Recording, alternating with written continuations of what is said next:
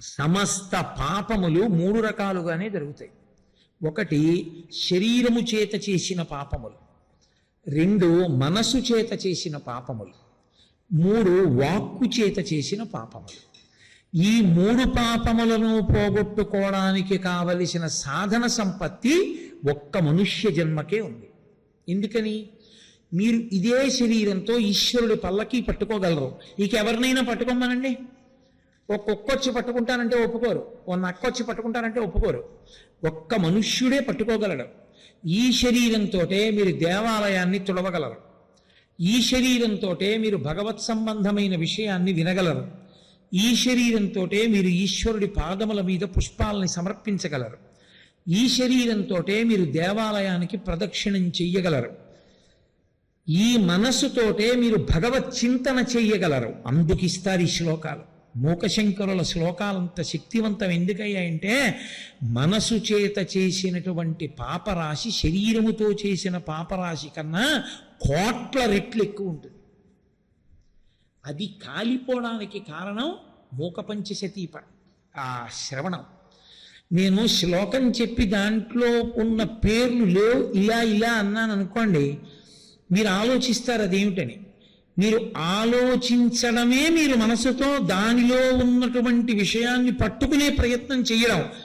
ఆ ప్రయత్నంలో మీరు మనసుతో చేసిన పాపరాశి దగ్ధమవుతుంది. భువనముల యొక్క భయాన్ని పోగొట్టడానికి వీళ్ళు ఎందుకురా ఇలా భయపడతారు అన్నింటికీ, నేనున్నానని ఎందుకు నమ్మరు అని ఆవిడ ఇలా కనుబొమ్మలు ముడివేసి చూస్తూ ఉంటుందిట. నన్ను ఎందుకు నమ్మర్రా మీరు? మీ భయాలు పోగొట్టడానికి నేను ఉన్నాను కదరా అని ఆమె వ్యసనిని ఆలోచిస్తే ఇలా కనుబొమ్మలు ముడేస్తుందిట. అటువంటి తల్లి కన్ను రెప్పలు మాత్రం ఎప్పుడూ ముయ్యదు. చూడడమే తప్ప చూపు ఆగడం ఉండదు ఆవిడది. అది అమ్మవారి లక్షణం. అందుకే అమ్మవారి పేర్లన్నీ కూడా అక్షి సంబంధంగా ఉంటాయి. ఏదో పద్మాక్షి, విశాలాక్షి, కామాక్షి, మీనాక్షి అలా అక్షి సంబంధంగా ఉండడానికి కారణం ఆ చూపుకి ఇబ్బందికరంగా రెప్ప మూతపడడం అన్నది లేదు. ఒకవేళ ఆవిడికి రెప్ప మూతపడింది అనుకోండి, ఉన్మేష నిమిషోత్పన్న విపన్న భువనావళి, సమస్త భువనములు లయమైపోయాయని గుర్తు. చీకట్లు కమ్ముకున్నాయి. చీకట్లు కమ్ముకున్నాయంటే ఇక సూర్యోదయం అవని స్థితి. అంటే ప్రళయ జలముల యందు మునిగిపోయితే లోకాలు, ఆమె కనురెప్పలు మూతలు పడతాయి. అంటే ఆవిడ కనురెప్ప వెయ్యదు, ఎప్పుడూ తెరిచి ఉంటుంది. కానీ తెరిచి ఉన్నా ఆ రెప్పల కదలిక చేత, కనుగుడ్డు యొక్క కదలిక చేత ఆమె దృష్టి ప్రసారము యొక్క ప్రయోజనము తెలుస్తూ ఉంటుంది. అందులో మూకశంకరులు అన్నారు, ఈ ఆవిడిది కటాక్షము అని ఈ శ్లోకంలో ఆయన అనలేదు. ఆమె కడగంటి చూపు చూస్తోంది అని అనలేదు, వీక్షణ చూస్తోంది. చూస్తోందంటే ఇలా చూస్తోందా, ఇలా చూస్తోందా? ఇలా చూడడం ప్రధానమని మనం అంటలేదు. మంచిదే, ఆవిడ అలా చూడవలసిందే. ప్రధానం ఇలా చూడాలి. ఎందుకని? నేను ఇక్కడ నా బంగారు రుద్రాక్షలు తీసి ఎందుకో ఇక్కడ పెట్టాను అనుకోండి, ఇక్కడ పెట్టి నాకు జ్ఞాపకం వచ్చినప్పుడల్లా ఉన్నాయా అనుకుంటే ఓసారి ఇలా చూసుకుంటుంటాను. ఎందుకు? నాకు వాటి మీద ఉన్న అపేక్ష. గబుక్కనవి వాళ్ళు వీళ్ళు వచ్చారు కలిపారు, ఏ తలగడా కిందకో వెళ్ళిపోతే మర్చిపోయి వెళ్ళిపోను కదా, ఇక్కడే ఉన్నాయా అని ఇలా చూసుకుంటూ ఉంటాను. దేని మీద నాకు విపరీత మమకారమో దాన్ని ఇలా చూసుకుంటూ ఉంటాను. అలా ఎక్కువ ఎవరు చూస్తారు? తల్లి చూస్తుంది. ఎవరిని చూస్తుంది? బిడ్డన్ని చూస్తుంది. ఎందుకు చూస్తుంది? వాడు ప్రమాదమైన వాటిని పట్టుకుంటున్నాడేమో అని చూస్తుంటాడు. వాడు అక్కడ ఆడుకుంటూ ఉంటాడు, ఆవిడ వంట చేసుకుంటూ ఉంటుంది. ఇటు వంట చేస్తూ ఇలా చూస్తూ ఉంటుంది, ఇలా చూస్తుంది. ఎందుకని? వాడు ఏమైనా ముట్టుకోకూడదు ముట్టుకుంటున్నాడా, ఏమి ప్రమాదం తెచ్చుకుంటాడా? అలా చూసింది అంటే పరమ ప్రేమ అని గుర్తు. అమ్మవారి ఇప్పుడు ఇలా చూస్తోందని ఏమిటి అందులో ఆ నమ్మకం? అలా చెప్పలేదుగా మూకశంకరాచార్యులు వారు. ఆయన వీక్షణ అన్నారు, కానీ ఒక పోలిక వేశారు. దానివల్ల అది కటాక్షమని తెలుస్తుంది. దేని చేత? కుంభజన్మ అన్న మాట వాడారు. కుంభజన్మ అంటే కలశము నుండి పుట్టినది అని. కలశము నుండి పుట్టినటువంటివి ప్రపంచంలో ఇద్దరు ఉన్నారు. కలశము, మనం లోకంలో కలశ పెట్టామనుకోండి, కలశకి ఒక లక్షణం ఉంటుంది. మీరు ఏమీ ఆవాహన చేయకుండా కలశ పెట్టినా అందులోకి ఆవాహన అయిపోతుంది. శంకరాచార్యుల వారు శివానంద లహరిలో చెప్తారు ఆ రహస్యం. ఏమిటి ఆవాహన అవుతుంది? పార్వతీ పరమేశ్వర పాద ద్వంద్వము ఆవాహన అవుతుంది. అందుకే చాలా భగవద్భక్తి తత్పరులైన వారు దేవాలయానికి వచ్చారనుకోండి, వాళ్ళు వచ్చే వరకు ఈశ్వరుడు లోపల కూర్చోడు. ఆయనకున్న ప్రేమ అటువంటిది. ఒరే వాడు వచ్చాడు రా, నేను బయటికి వస్తానంటాడు. ఈశ్వరా, అందరూ మీకోసం వస్తారు, మీరు వెళ్ళడం ఏంటండి బయటికి? నేను ఉండలేనంతసేపు, నేను బయటికి వచ్చి నించుంటాను వాడి కోసం అంటాడు. నేనే బయటికి వచ్చి నించుంటానంటే మీరు విగ్రహాన్ని పట్టుకొచ్చేస్తారా ఏమి? రాకూడదు. అప్పుడు ఏం చేస్తారు? ఒక పూర్ణ కలశాన్ని పూర్ణ కుంభం అంటారు. పూర్ణ కలశమే పూర్ణ కుంభము, దాన్ని పట్టుకుని బయటికి వస్తారు. వస్తే మర్యాద కలిగిన వాడి లక్షణం ఏమిటి? చెప్పులు వేసుకు దిక్కకూడదు. వెంటనే దిగగానే దాన్ని ముట్టుకోవాలి. ఎందుకు ముట్టుకుంటారు అంటే పార్వతీ పరమేశ్వరుల యొక్క పాదములు. నా తండ్రి, నేను గుడికి వస్తుంటే నేను వచ్చి నిన్ను దర్శనం చేయడం కాదు, నా కోసం నువ్వు బయటికి వచ్చావా? ఇంత ప్రేమ నా మీద ఏముందని? నా మీద ఇంత ప్రేమ? నిర్హేతుక కృప. ఎంత కటాక్షమయ్యా నా మీద నీకు! ఇది నేను ఎప్పటికీ నిలబెట్టుకునేటట్టుగా నన్ను అనుగ్రహించు. ఇప్పుడు వాడు నా కోసం బయటికి వచ్చాడని నువ్వు అహంకరించకూడదు. ఎవ్వరినీ పలకరించకుండా నువ్వు ఆ కలశని ముట్టుకోవాలి ముందు. అందుకే పూర్ణకుంభం తీసుకొస్తే ఎవరి కోసం తీసుకొచ్చారో వారు పూర్ణకుంభం ముట్టుకునే అవకాశం ఇవ్వాలి. మొట్టమొదట దాన్ని ముట్టుకోవాలి. ముట్టుకుంటే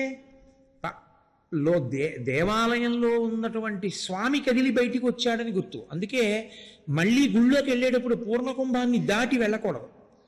పూర్ణకుంభం ముందు నడుస్తూ ఉండాలి, తాను వెనక నడుస్తూ ఉండాలి. పూర్ణకుంభం గుళ్ళోకి వెళ్ళిపోయి ఈశ్వరుడి పక్కకి వెళ్ళిపోతుంది. తాను అక్కడ నిలబడి ఈశ్వర దర్శనం చేసుకుంటాడు. అంటే ఆయన స్వస్థానమనందు చేరిపోయాడు. వీడు పరమ సంతోషంగా ఈశ్వర దర్శనం చేసుకుని బయలుదేరాడని గుర్తు. కాబట్టి కలశ ఎప్పుడు పెట్టినా ఒకటి గుర్తు, కలశలోకి ఆవాహనం అవుతాయి. కలశలోంచి బయటికి ఏమీ వెళ్ళవు, కలశ లోపలికి వస్తాయన్నీ. మీకు ఒక మూర్తి ఉందనుకోండి దేవాలయంలో, మూర్తి నుండి బయటికి వస్తుంది. ఏమొస్తుందని అడుగుతారేమో. మీ కోరిక తీర్చగలిగినటువంటి శక్తి ప్రకటనమవుతూ ఉంటుంది అందులోంచి. ఆ శక్తి ఎక్కడిది?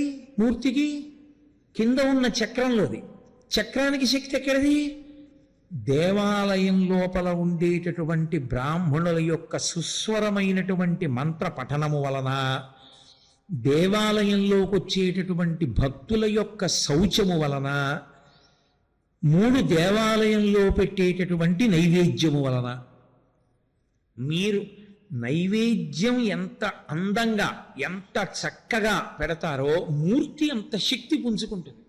మీరు లౌకిక ప్రసంగాలు చేశారనుకోండి, గుళ్ళోకి వెళ్ళి మీరు గుళ్ళోకి తరచుగా ఎక్కువ మంది ప్యాంటు చొక్కాతోనే పెడతారనుకోండి ఆ గుడికి, ఆ గుడి శక్తి క్షీణించిపోతుంది రోజు రోజుకి. ఎందుకంటే శౌచము లేదు.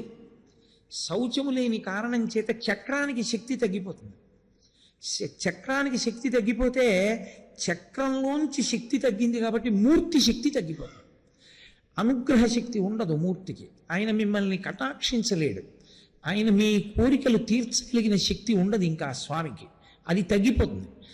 అప్పుడు మళ్ళీ శక్తిని ఇవ్వాలంటే తవ్వి చక్రం పైకి తీయకూడదు.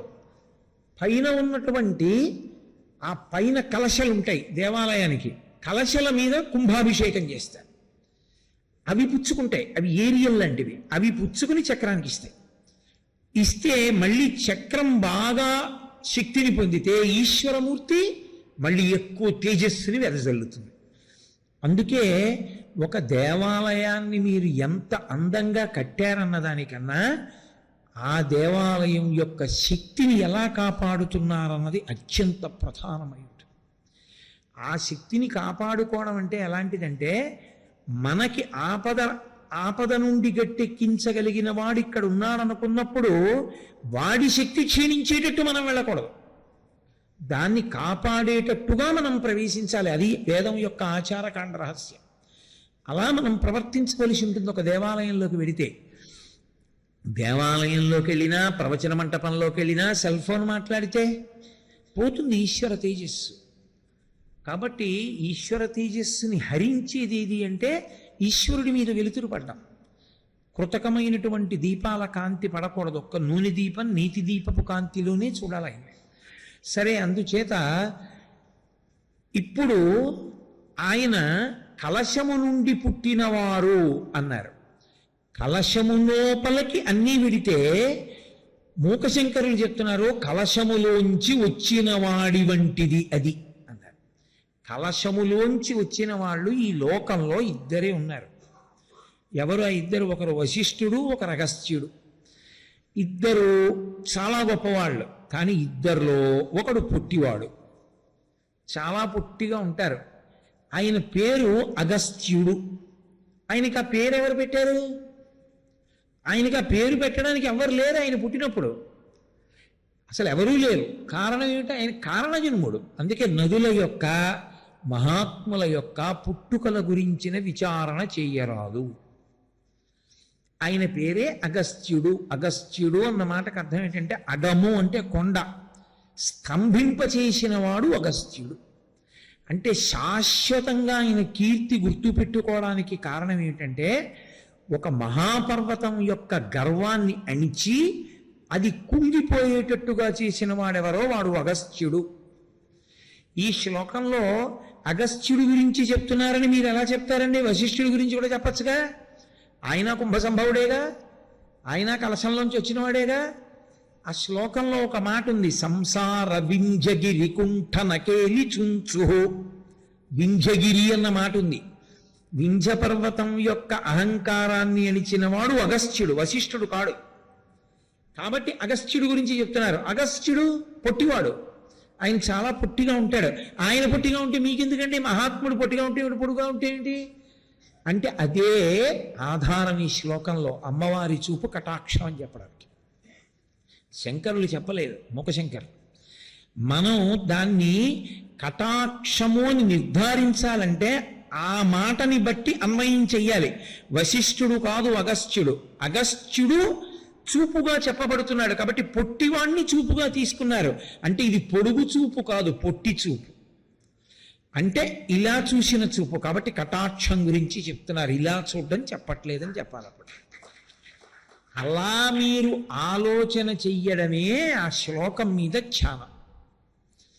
అలా మీరు జవాబుకి రావాలి అంటే మీరు దాన్ని ఎంతో జాగ్రత్తగా పరిశీలించాలి. అంటే మీకు తెలియకుండానే మీరు ఆ శ్లోకం చదివినప్పుడు ఏం చేస్తారంటే అమ్మవారు ఎలా చూస్తూ ఉంటుంది ఈ శ్లోకంలో అన్నది చదివి బాగా ధ్యానం చేస్తే తళుక్కుని మీకు ఆలోచన తడుతుంది. ఓ సంసార వింజగిరి కుంఠ నకేలి చుంచు. అగస్త్య అన్నమాట వాడారా శ్లోకంలో? లేదు. పైగా ఇంకో అయోమయం ఎందుకని? ఇద్దరు కలశజులు, అందులో వశిష్ఠుడా అసలు కలశంలోంచి పుట్టిన వాళ్ళు ఇద్దరు ఎవరో ముందు తెలియాలా? ఆ తెలిస్తే మళ్ళీ ఇద్దరిలో ఒకడు కాదు ఒకడన్న మాట తెలియాలా? కలశలోకి అన్ని వెళ్ళిపోతే కలశలోంచి వీళ్ళెలా పైకి వచ్చారు? అమ్మవారి చూపు కంటి నుండి పైకి వస్తుంది, కలశ నుండి వాళ్ళు పైకి వచ్చారు. కన్ను ఎప్పుడు తడిగా ఉండాలి, ఆర్ద్ర అంటారు. కన్ను తడిగా ఉండాలి. కన్ను పొడారిపోయింది అనుకోండి ప్రమాదం. అది ఆరోగ్యవంతమైన లక్షణం కాదు. కన్ను పొడారిపోకూడదు, కన్ను తడిగా ఉండాలి. అందున అమ్మవారి కన్ను తడిగా ఉండడం అంటే అర్థం ఏంటో తెలుసా? కన్నీళ్లు పెట్టుకుందని కాదు, ఆ అవసరం అగత్యం ఆవిడికి లేదు. ఆర్ద్ర అన్న మాటకు అర్థం ఏమిటంటే భర్త యందు ప్రేమ చేత ఆర్ద్ర. ఆమె భర్తని కళ్ళల్లో పెట్టుకుంటుంది, మహాకామేశ్వరుని కన్నులలో పెట్టుకు చూసుకుంటుంది కాబట్టి కామాక్షి కాదు. మన్ని కళ్ళల్లో పెట్టుకు చూసుకుంటుంది కాబట్టి ఆ కళ్ళు ఎప్పుడు తడిగా ఉంటాయంటే అంత ప్రేమతో దయార్ద్ర అంటారు. పరమశివుడి గురించి మాట్లాడుతూ ఒక చోట ఆయన గురించి చెప్తూ వామే భాగే హిమగిరి దుహితా దయార్ద్ర అంటారు. అయా నీకు ఎడం చేతి పక్కన హిమవంతుని కూతురుంది. అసలే హిమవంతుడు చల్లనివాడు, ఆయన కూతురు చల్లగా ఉంటుంది. దేని చేత చల్లతనం? కళ్ళ తడి ఇంకో కారణం చేత కాదు, దయార్ద్ర, దయచేత తడి. మన యందు దయ. అయ్యో ఈ పిల్లల్ని రక్షించుకోవాలి రక్షించుకోవాలి రక్షించుకోవాలని అమ్మకి ఎంత కారుణ్యమో, జగదంబ కారుణ్యము దానికి లెక్కలేనన్ని రెట్లు.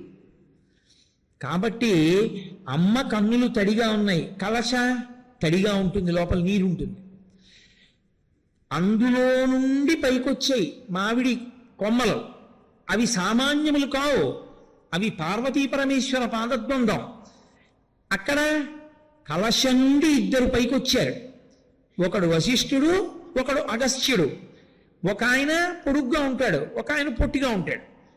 అమ్మ కన్నులు తడిగా ఉండి పూర్ణ కలశల్లా ఉంటే ఆ కలశము నుండి వచ్చాడు ఒకడు ఇలా అయితే వశిష్ఠుడు, ఇలా అయితే అగస్త్యుడు.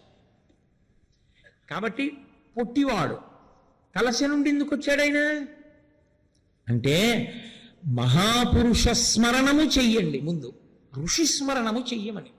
కలశ నుండి ఎందుకు రావాలి వశిష్ఠుడు అగస్త్యుడు? ఒకానొకప్పుడు దేవేంద్రుడు అడిగాడు అగ్నిదేవుణ్ణి వాయుదేవుణ్ణి, మీరిద్దరూ సముద్రాన్నంతటినీ ఇంకించేసి సముద్రపు అడుగున ఉన్న రాక్షసుల్ని చంపేయమన్నాడు, కాలకేయాదుల్ని. వాళ్ళు చేయలేదు ఆ పని. వాళ్ళు రాత్రుళ్ళు వచ్చి ఆ రాక్షసులు లోకాన్ని బాధ పెట్టడం మొదలుపెట్టారు. ఇంద్రుడు పిలిచాడు ఇద్దరిని, మీరిద్దరు ఎందుకు చంపలేదని అడిగాడు. వాళ్ళిద్దరు అన్నారు, సముద్రంలో అనంత కోటి జీవరాశి ఉంది, మేము సముద్రాన్ని కాల్చేస్తే ఆ జీవకోటి అంతా చచ్చిపోతుంది, అందుకని మేము కాల్చలేదన్నారు. ఆయన అన్నాడు, ఇది తిరస్కారం, ధిక్కారం, నేను చేయమని చెప్పాను, మీరు చేయలేదు. మీరు ఎందుకు చేయలేదు? నేను పిలిచి అడిగాక చెప్పారు తప్ప మీరు వచ్చి నాకు చెప్పలేదు. కాబట్టి ఇది ధిక్కారం. కాబట్టి మీరిద్దరూ వెళ్ళి భూలోకంలో ఋషులై పుట్టండి అన్నాడు. ఇప్పుడు వాళ్ళిద్దరూ భూలోకంలోకి రావాలి, ఋషులై పుట్టాలి. వాళ్ళు పుట్టడం అంటే వాళ్ళ అంశలు. వాళ్ళిద్దరు ఏం చేశారంటే, ఈ గొడవంతా మనం ఎక్కడ పడతామని అగ్నిదేవుడు తన యొక్క అంశ భరించగలవాడు కాబట్టి సూర్యుడిలోకి పెట్టాడు, వరుణదేవుడు తన అంశని వాయువులోకి పెట్టాడు. ఒకానొక నాడు ఊర్వశి యందు సూర్యభగవానుడికి వరుణదేవుడికి కూడా మోహం కలిగింది.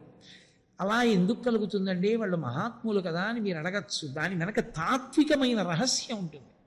ఊర్వశి అందరి అప్సరసల్లాంటిది కాదు.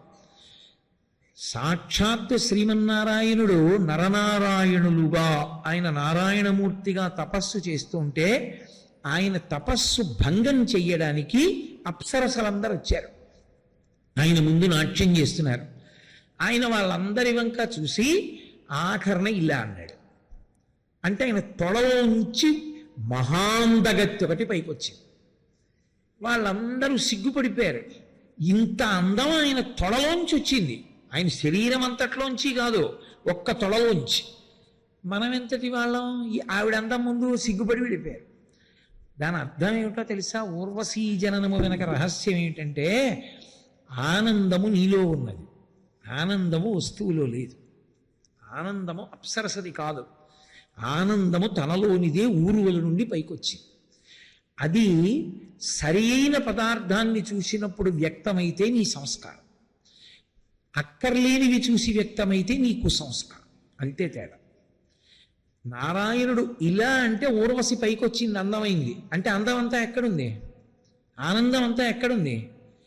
సత్యం, శివం, సుందరం అంటాం. అవి మూడు పర్యాయ పదాలు ఆత్మకి. ఆనందమునకు పర్యాయ పదాలు, ఆత్మకి పర్యాయ పదం ఆనందం.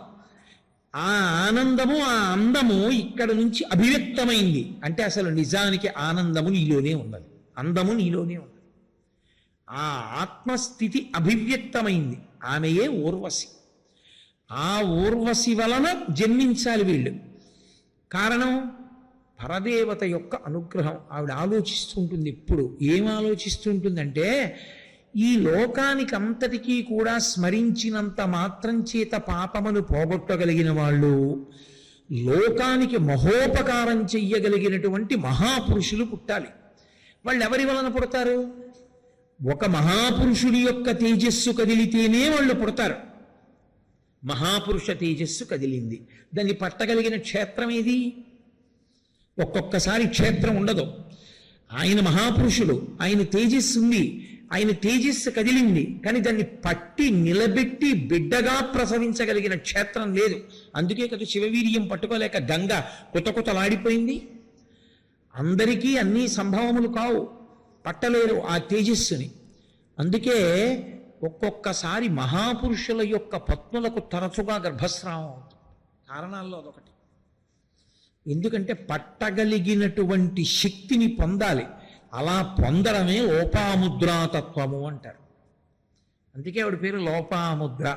అగస్త్యుని భార్య పేరు లోపాముద్ర ఎందుకయిందంటే, ప్రపంచంలో ఉండేటటువంటి సమస్తమైనటువంటి స్త్రీలకు తమ అందమునందు కలిగినటువంటి అభిమానము ఎవరిని చూడటం చేత పోతుందో ఆమె లోపాముద్ర. సాధారణంగా అతివ అందం విషయంలో అతిశయాన్ని పొంది ఉంటుంది అంటారు, నాకు తెలియదు, అలా అంటూ ఉంటారు.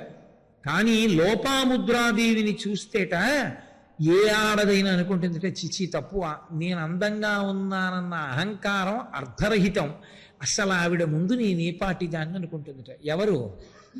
3 లోకములలోని వారు ఎవరూ లోపాముద్రకు సమము కారు. ఆవిడ ఎలా పుట్టింది? అగస్త్య మహర్షి అనుగ్రహంతో విదర్భరాజుకు పుట్టింది. తన భార్య పుట్టుకకు కారణం తన అనుగ్రహమే. అంతటి మహిమాన్వితుడు అగస్త్యుడంటే, లేకపోతే ఆయనకి భార్యాస్థానంలో కూర్చోగలిగిన వాడు లేరు. అంత అందం ఉంటే సరిపోతుందా? కాదు. లోపాముద్ర అన్న పేరు ఆవిడికి ఎందుకు వచ్చిందో తెలుసా? భర్త ఎంతటి ధర్మాత్ముడో తత్తుల్యమైన ధర్మం ఉన్నది. ఆయన ఎంత ధర్మమో ఆవిడిది అంత ధర్మం. అందుకే అగస్త్యుడు వింటున్నాడు లలితా సహస్రం, అందులో పేరు వచ్చేసింది లోపాముద్రార్చిత అని. తన భార్య అర్చన కూడా చేసేసింది. అంత గొప్పది ఆవిడ. కాబట్టి ఆవిడ లోపాముద్ర. 3వ అర్థం ఏమిటో తెలుసా? లోపాముద్ర అంటే ఆమె బాధపడుతుంటుందిట. ఆమె చాలా చికాగ్గా ఉంటుందిట. ఎప్పుడు? భర్త ఊళ్ళో లేకపోతే. భర్త ఊళ్ళో లేకపోతే ఆవిడికి చికాకు విరహవేదన వలన కాదుట, భర్త పద సేవ నాకు ఈరోజు దొరకలేదని. ఎవడికి కావాలరా పూజ అంటుందిట ఆవిడ. ఎవడికి కావాలి పూజ? ఏరి ఆయన పాదాలకు నమస్కారం చేస్తే చాలు. ఇవాళ ఆయన లేరు ఊళ్ళో, ఆయన పాదాలకు నమస్కారం చేసే అవకాశం లేకపోయింది. చికాకుగా ఉంటుంది ఆవిడ. ఆవిడ చికాకుగా ఉండేది దీనికి అంటే భర్త యందు విరహము చేత కాదు, భర్త పదపూజ దొరకలేదా రోజని ఆమె కుండేటటువంటి లక్షణం ఉన్న తల్లి. ఆమె ఒక పని చేస్తే ఇలా చేస్తే బాగుండేదేమో అని ఎవ్వరూ అనలేని లోపము లేని తల్లి కనుక లోపాముద్ర. అందుకే అగస్త్యుడు ఎంతటి వాడో లోపాముద్ర అంతటిది. అసలు ఆ దంపతులు అటువంటి వాళ్ళు అసలు మీరు లోకంలో చూడలేరు. అసలు అగస్త్యుడేనండి, మహానుభావుడు అగస్త్యుడంటే. రామాయణంలో వాల్మీకి మహర్షి అసలు ఎన్ని సర్గలు చెప్పారు. అగస్త్యుని ఆశ్రమం అంటే అలా ఉంటుంది. వెంకటేశ్వరుడు అంతటి వాడు 7 కొండల మీద వెలియడానికి కారణంలో ఒకటి అగస్త్యుడు పక్కన ఉన్నాడని. పెళ్ళవగానే 6 నెలలు ఆయన ఆశ్రమంలోనే ఉన్నాడు, చేతకాక. అంతటి మహానుభావుడు కాబట్టి. ఆ అగస్త్యుడు చాలా పొట్టిగా ఉంటాడు. ఎందువల్ల? మళ్ళీ వెనక్కి రండి. ఈ వాయువు వరుణుడు తమ తమ తేజస్సుల్ని సూర్యునకు, వాయువు అగ్ని సూర్యునకు వరుణునకు ఇచ్చారని చెప్పాను మీకు. ఊర్వశి యందు వ్యామోహాన్ని పొందారు. ఆ ఊర్వశి కారణాంతరముల చేత సూర్యశాపం వల్ల పురూరవునికి భార్యగా వెళ్ళిపోయింది. అది అమ్మవారి శాసనం. మహాత్ముల వలన మహాత్ములు పుట్టాలి, లేకపోతే ఈ లోకాన్ని నడిపించే వాళ్ళు ఉండరు. అందుకని ఆవిడ శాసనమైంది, 2 మహాత్ములు జన్మించాలి. ఒకడు అగస్త్యుడు చేసిన ఉపకారములను చెప్పడం నా వలన అయ్యే పని కాదు, అంతటి మహాత్ముడు అగస్త్యుడు. వశిష్ఠుడు సాధ్యం కాదు. అసలు ఈ లోకానికి వశిష్ఠుడు ఇచ్చిన బహుమానం ఏమిటో తెలుసా? రామనామం. ఆయన రామ అన్న నామం పెట్టుండకపోతే మీకు నాకు ఆ నామం దొరకదు. రామనామాన్ని ఇచ్చినటువంటి వాడు వశిష్ఠుడు. అసలు మనం ఉన్నామంటే కారణం మన పాపపుణ్యములను క్షయం చేసుకోవడానికి, మనం శరీరాలు తీసుకుని భగవంతుడి గురించి తెలుసుకోవడానికి అవకాశం ఇచ్చిన వాడు అగస్త్యుడు. ఎందుకని ఈ లోకములన్నీ ఆగిపోయాయి ఒకప్పుడు. వింధ్యపర్వతం పెరిగిపోతే సూర్యగమనం ఆగిపోయింది. అప్పుడు మళ్ళీ వింధ్యపర్వతాన్ని వంచిన వాడు అగస్త్యుడు. వీళ్ళిద్దరూ లేకపోతే లోకాలు లేవు, ఎవ్వరు లేరు. అసలు పునర్జన్మలు ఎన్ని లిట్లు పెరుగుతాయో నామంతో తీసేశాడు వశిష్ఠుడు. ఇంతటి మహిమాన్వితులు పుట్టాలి. ఇంతటి మహిమాన్వితులు పుట్టాలంటే ఎంతటి మహిమాన్వితుల తేజస్సు కదలాలి. అందుకుని ఇంద్రుడి నోటిని ఆవహించి శపింపచేసింది ఆవిడ. మూకశంకరులే అంటారు ఒక చోట, అసలు అమ్మవారి అనుగ్రహం ఎక్కడుంటుందో అక్కడే వాగ్దేవి కటాక్షం. అమ్మవారి అనుగ్రహం లేనివాడు మాట్లాడలేడు. కాబట్టి ఇప్పుడు ఆ సూర్యనారాయణమూర్తికి వరుణదేవుడికి వాళ్ళ వాళ్ళ తేజస్సులు కదిలాయి. ఆ కదిలిన తేజస్సు వాళ్ళు ఏం చేశారంటే, పుట్టబోయే వాళ్ళు సామాన్యులు కారు, పరదేవత సంకల్పం, మహామహిమాన్వితులు పుట్టాలి. వాళ్ళు పూర్ణ కలశంలోకి విడిచిపెట్టారు. సామాన్యులకి దోషం అది. మహాత్ములు పుట్టడానికి అంత పరమపావనమైన ప్రదేశమే అనువయింది. ఇప్పుడు ఆ కలశలోంచి వాళ్ళు ఉద్భవించారు ఇద్దరు. పుడితే వాళ్ళకెవరు ఉపనయనం చేస్తారు? వాళ్ళకెవరు జన్మ సంస్కారాలు చేస్తారు? దేవతలందరూ వచ్చి చేశారు. ఎందుకని? దేవతలంటే దివ్ ప్రకాశము కలిగిన వారు, వాళ్ళు లోకోపకారు. వీళ్ళు కూడా దేవతలకే ఉపకారం చేస్తారు, లోకోపకారం చేస్తారు. ఎవరు భగవద్భక్తులో వాళ్ళకి ఉపకారం చేస్తారు. అందుకని వీళ్ళిద్దరికీ సమస్త సంస్కారములు దేవతలే చేశారు. దేవతలు చేసి దేవతల చెయ్యి కూడా దాటిపోతే శ్రీ మహావిష్ణువు అంతటి వాడు కూడా ఈ సమస్యకి పరిష్కారమేమి అని అనుమానంలో పడిపోతే అగస్త్యుడి దగ్గరికి పొమ్మంటుంటాడు. అంతటి మహానుభావుడు అగస్త్యుడంటే. ఎందుకని? ఈ లోకానికి ఎన్నో పర్యాయాలు వచ్చాయి ఇలాంటి ఉపద్రవాలు. ఒక మాట కాదు, రెండు మాటలు కాదు, ఎన్ని మార్లు వచ్చింది లోకంలో. ఎప్పుడెప్పుడు అంతటి ఉపద్రవం వచ్చిందో అప్పుడప్పుడు ఆదుకున్నవాడు అగస్త్యుడే. నేను మీకు ఒక ఉదాహరణ చెప్పాలి అంటే, కాలకేయాది రాక్షసులు సముద్ర గర్భంలో ఉండి రాత్రిళ్ళు వచ్చి ఎందరో బ్రహ్మవాదుల్ని చంపేశారు. చంపేస్తే శ్రీ మహావిష్ణువు దగ్గరికి పరిగెత్తారు. ఆయన అన్నాడు, ఆ నీటినంతటినీ తీసేస్తే ఉత్తర క్షణంలో చచ్చిపోతాయి జలభూతములన్నీ. నీటినంతటినీ పుచ్చేసుకుని నీటినంతటినీ వదలగలిగిన వాడు ఉండాలి. అగస్త్యుడు ఒక్కడే. ఆయన దగ్గరికి పొండి అన్నాడు. ఆయన దగ్గరికి వెళ్ళారు దేవతలందరూ. అయ్యా, ఈ సముద్రాన్నంతటినీ కూడా మీరు పుడికిల పట్టి ఆపోసనం చెయ్యండి అన్నారు. అంటే 3 మాటలు పుచ్చుకోమని. ఆయన అన్నాడు, ఇది 3 మాటలు ఎక్కడ సరిపోతుందని ఒక్కసారి పుచ్చుకున్నాడు. ఆయనకి 3 మాటలు ఇది చాలలేదు. వాళ్ళు ఆయన దగ్గరికి వెళ్ళినప్పుడు ఆయన తేజస్సు చూసి తెల్లబోయారు. బృహస్పతి స్తోత్రం చేశాడండి. లోపాముద్రాగస్త్యులను కలిపి కాశీఖండంలో బృహస్పతి స్తోత్రం చేశాడు దేవగురువు. అంటే అగస్త్య ప్రభావం ఎటువంటిదో, లోపాముద్రా ప్రభావం అంటే ఎటువంటిదో మీరు చూడండి. అటువంటి మహానుభావుడు, మీరు దీన్ని తాగేసేయండి మళ్ళీ వదిలేయాలి సుమా అనలేదు వాళ్ళు. మర్చిపోయారు ఆయన్ని చూడగానే. ఆయన ఇలా తీసి ఒక్క మాట ఆయనకున్న మంత్రశక్తితో పట్టేటి వెళ్ళిపోయింది లోపలికి సముద్రం అంతా. వీళ్ళు వెళ్ళి ఆ రాక్షసులందరినీ ఏదో సంహారం చేసేశారు. మళ్ళీ వచ్చి నీళ్ళు వదిలేయండి అన్నారు. ఆయన అన్నాడు, ఈ మాట మీరు నాకు ముందు చెప్పలేదు కాబట్టి అవి జీర్ణం అయిపోయాయి, లేవు. అయ్యో బాబోయ్, మరి ప్రాణులు ఎలా ఉంటాయి? ఇంత పెద్ద గొయ్యే సముద్రం, పోనీ ఉన్న నీళ్లు వదిలిపెట్టండి అన్నారు. జీర్ణం అయిపోగా మిగిలిన నీళ్లు నా మూత్రావయవంలోంచి వదిలిపెడతాను అని ఆయన మూత్ర విసర్జన చేశాడు. అదే సముద్రం, అందుకే ఉప్పగా ఉంటుంది. అందుకే దానిలో నిత్య స్నానం లేదు, పర్వస్నానం ఒకటే ఉంది. అది అగస్త్య మహర్షి యొక్క కడుపులో మిగిలిపోయిన నీరది. అంటే అలా పడుతుందా అండి అంటే వాళ్ళ మంత్రశక్తి అటువంటిది. శంకర భగవత్పాదులు నర్మదా నదికి వరదలు వస్తే కమండలంలోకి పట్టారు. అది శక్తి. ఈ దేశంలో గొప్పతనం అంతా ఎక్కడుందంటే మంత్రానుష్ఠానము చేత, ఈశ్వరోపాసనం చేత వచ్చినటువంటి బలం. సాధారణ బలం ఏముంటుందండి? ఇవాళ ఉన్నది రేపు ఉండదు. పరమేశ్వరోపాసన వలన పొందిన బలమే బలం. కాబట్టి అటువంటి వాడు అగస్త్యుడు. ఆయన సామాన్యుడు కాడు, వాతాపి ఇల్వలుడు అని ఇద్దరు అన్నదమ్ములు. ఆ ఇల్వలుడు ఒకసారి ఓ బ్రాహ్మణుడిని పిలిచి మాకేమైనా మంత్రం ఇవ్వయా, సమస్త సుఖములను పొందగలిగిన మంత్రం ఇయ్యి అన్నాడు. ఆయన అన్నాడు, మీరు రాక్షసులు, మీకు సుఖాలంటే లోకాలకి దుఃఖాలు నేను ఇవ్వనన్నాడు. మీ పని ఇలా ఉందా అనుకుని, ఆ యుగంలో లక్షణం ఏమిటంటే తద్దినం పెడితే బ్రాహ్మణుల్ని పిలిచి మాంసం పెట్టారు.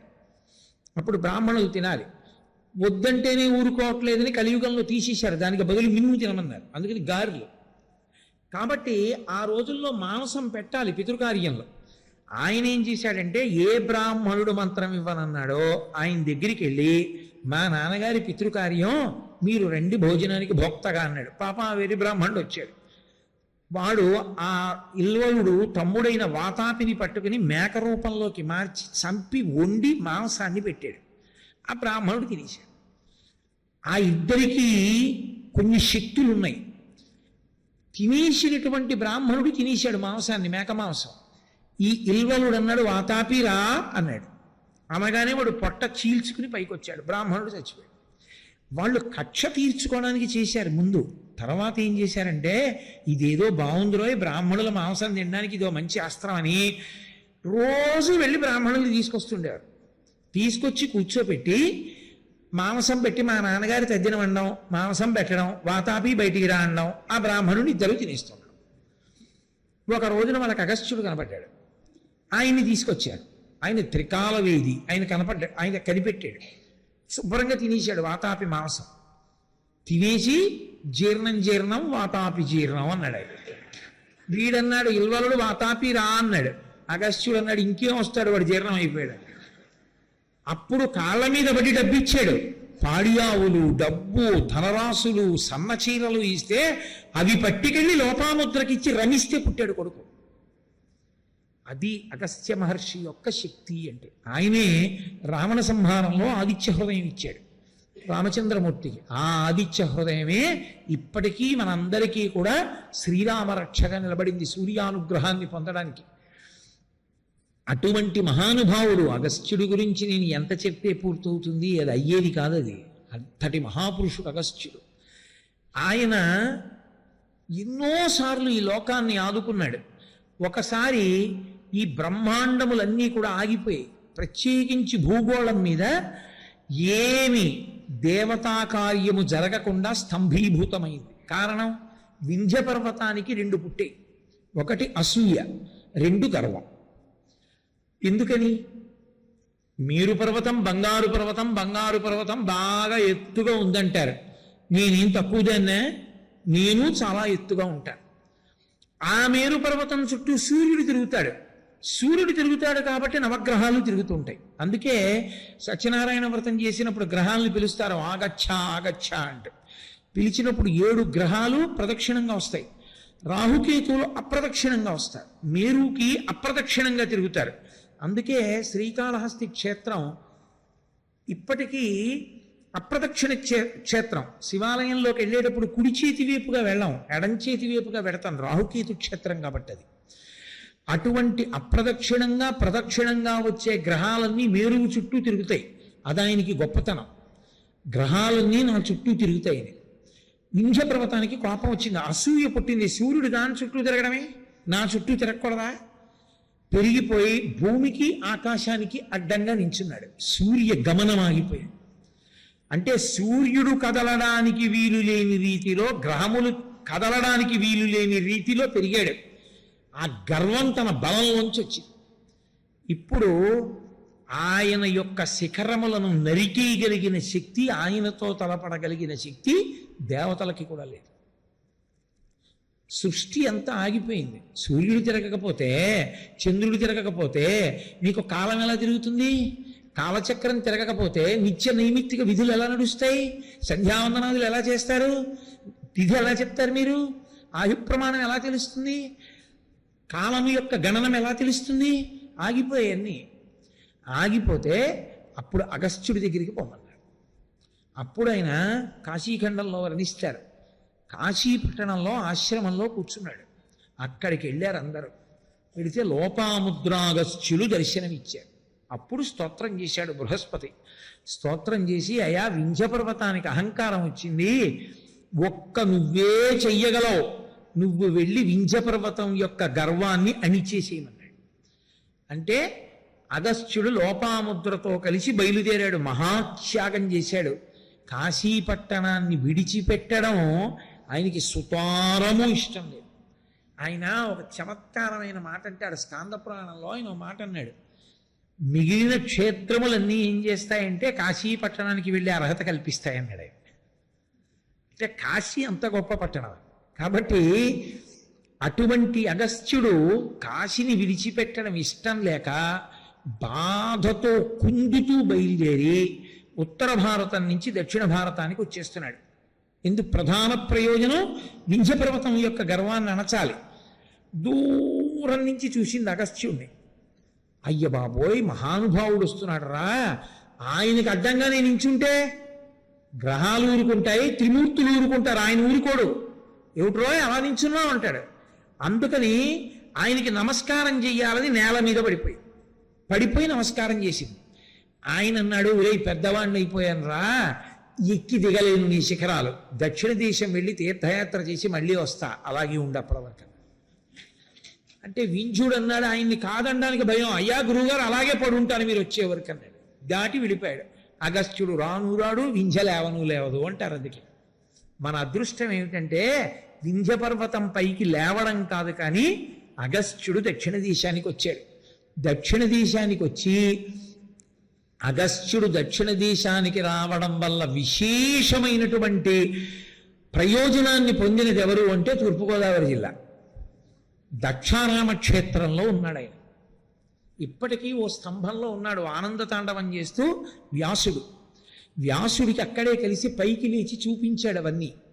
దక్షారామ క్షేత్రంలో చాలా కాలం ఉండి భీమనాథుణ్ణి సేవించి కొల్హాపురం వెళ్ళి లక్ష్మీ స్తోత్రం చేస్తే లక్ష్మీదేవి ప్రత్యక్షమై స్వామిమలై వెళ్ళి సుబ్రహ్మణ్యేశ్వర స్వామి వారి దగ్గర కాశీ గురించి వినమంటే మళ్ళీ అక్కడికి వెళ్ళాడు. ఆయనే ఒకానొకప్పుడు ఒక ప్రత్యేక కారణానికి, ఇప్పుడు నేను అవన్నీ ఎక్కడ చెప్పగలను, కానీ ఒక స్త్రీని రెండవ భార్యగా స్వీకరించి నదీ స్వరూపాన్ని కమండలంలో పెట్టుకున్నాడు. దక్షిణ దేశానికి నీళ్లు లేవు అప్పుడు, ఆయన కమండలంలో ఉంది నది. ఆయన పక్కన పెట్టుకుని అనుష్ఠానం చేస్తుంటే విఘ్నేశ్వరుడు కాకి రూపంలో వచ్చి తన్నాడు. ఆ కమండలంలో నీళ్లు వెలికితేనే కావేరీ నది వచ్చింది. అందుకే తమిళ దేశం వాళ్ళందరూ కూడా అగస్త్యుణ్ణి అంత ఆరాధన చేస్తారు. మాకు భాషా వ్యాకరణాలు ఆయనే ఇచ్చాడంటారు వాళ్ళు. అంతటి మహితాత్ముడు అగస్త్యుడు. కాబట్టి ఆయన పేరే అగస్త్యుడు. అగస్త్యుడు అంటే అగము అంటే పర్వతమును స్తంభీభూతము చేసినవాడు, నేలపడేటట్టు చేసినవాడు, పుట్టివాడు. కానీ ఆయన విజృంభించాడా? సముద్రాలు తాగేస్తాడు, పర్వతాలు తొక్కేస్తాడు. పుట్టివాడు కదా అని ఆయనే అనుకోకుండా ఆయన విజృంభించగలడు వామనమూర్తిలా. అలాంటి లక్షణం ఉన్నవాడు.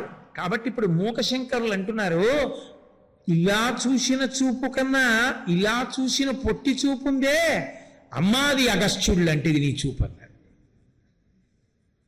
ఇది పొట్టిగా ఉంటుంది, ఇలా చూడలేదు, ఇలా చూసిందో అని తక్కువ అనుకోకండి. ఇలా చూసిందో అది అగస్త్యుడు. అగస్త్యుడు ఎన్ని చెయ్యగలడో అమ్మవారు అన్ని చెయ్యగలదు ఆ చూపుతో. అది మూకశంకరుల పోలిక. ఆయన అంటున్నారు, మహాత్మ్యసేవధిరసౌ తవ దుర్విలంఘ్య సంసార వింధ్యగిరి కుంఠన కేలి చూంచో. అది ఎంత సమర్థం అంటే అగస్త్యుడైతే వింధ్యపర్వతాన్ని కిందకి దింపేస్తాడు. అమ్మవారి కడగంటి చూపు ఎవరి మీద పడిందో వాళ్ళు సంసారం అనేటటువంటి వింధ్యపర్వతాన్ని దాటేస్తారు. వింధ్యపర్వతం ఎలా అహంకారంతో పెరిగిపోయిందో మనం కూడా సంసారమును పెంచుకుంటూ ఉంటాం. సంసారం అన్న మాటకు అర్థం ఏంటో తెలుసా అండి?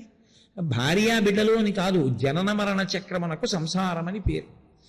జనన మరణ చక్రం ఎందుకు ఏర్పడుతుందంటే పరమేశ్వరుడు ఒక గొప్ప అవకాశం ఇస్తాడు, అదే మనుష్య జన్మ. మనుష్య జన్మ ఎందుకు గొప్పదవుతుందంటే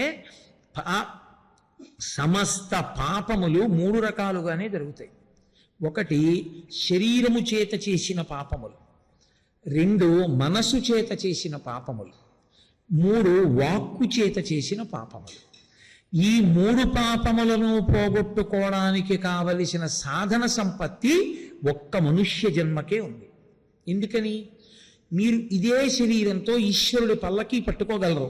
ఇక ఎవరినైనా పట్టుకోమనండి, ఓ కుక్కొచ్చి పట్టుకుంటానంటే ఒప్పుకోరు, ఓ నక్కొచ్చి పట్టుకుంటానంటే ఒప్పుకోరు. ఒక్క మనుష్యుడే పట్టుకోగలడు. ఈ శరీరంతో మీరు దేవాలయాన్ని తుడవగలరు. ఈ శరీరంతో మీరు భగవత్ సంబంధమైన విషయాన్ని వినగలరు. ఈ శరీరంతో మీరు ఈశ్వరుడి పాదముల మీద పుష్పాలని సమర్పించగలరు. ఈ శరీరంతో మీరు దేవాలయానికి ప్రదక్షిణం చెయ్యగలరు. ఈ మనస్సుతోటే మీరు భగవత్ చింతన చెయ్యగలరు. అందుకిస్తారు ఈ శ్లోకాలు. మూకశంకరుల శ్లోకాలంత శక్తివంతం ఎందుకయ్యాయంటే, మనసు చేత చేసినటువంటి పాపరాశి శరీరముతో చేసిన పాపరాశి కన్నా కోట్ల రెట్లు ఎక్కువ ఉంటుంది. అది కాలిపోవడానికి కారణం మూకపంచశతీ ఆ శ్రవణం. నేను శ్లోకం చెప్పి దాంట్లో ఉన్న పేర్లు లేవు ఇలా ఇలా అన్నాను అనుకోండి, మీరు ఆలోచిస్తారు అదేమిటని. మీరు ఆలోచించడమే మీరు మనసుతో దానిలో ఉన్నటువంటి విషయాన్ని పట్టుకునే ప్రయత్నం చేయడం. ఆ ప్రయత్నంలో మీరు మనసుతో చేసిన పాపరాశి దగ్ధమవుతుంది. మానసిక పూజ, మనసు చేత మీరు పూజ చేద్దామని కూర్చున్నారనుకోండి, మళ్ళీ జారిపోతుంది మనసు.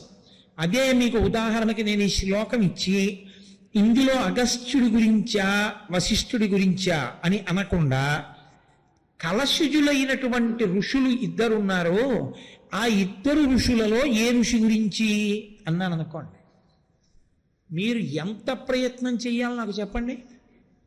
నేను మీకు చెప్పేస్తున్నాను కాబట్టి మీరు పట్టుకుంటున్నారు, మంచిదే, నేను గొప్పవాడిని అంటలేదు. నేను ఇదే శ్లోకాన్ని మీకు ఇచ్చి పరిశీలించండి అన్నాను అనుకోండి, ఎన్నాళ్ళు పడుతుంది దాన్ని పట్టుకోవడానికి? మీరు మొత్తం ఋషుల యొక్క చరిత్రలన్నీ చదవాలి.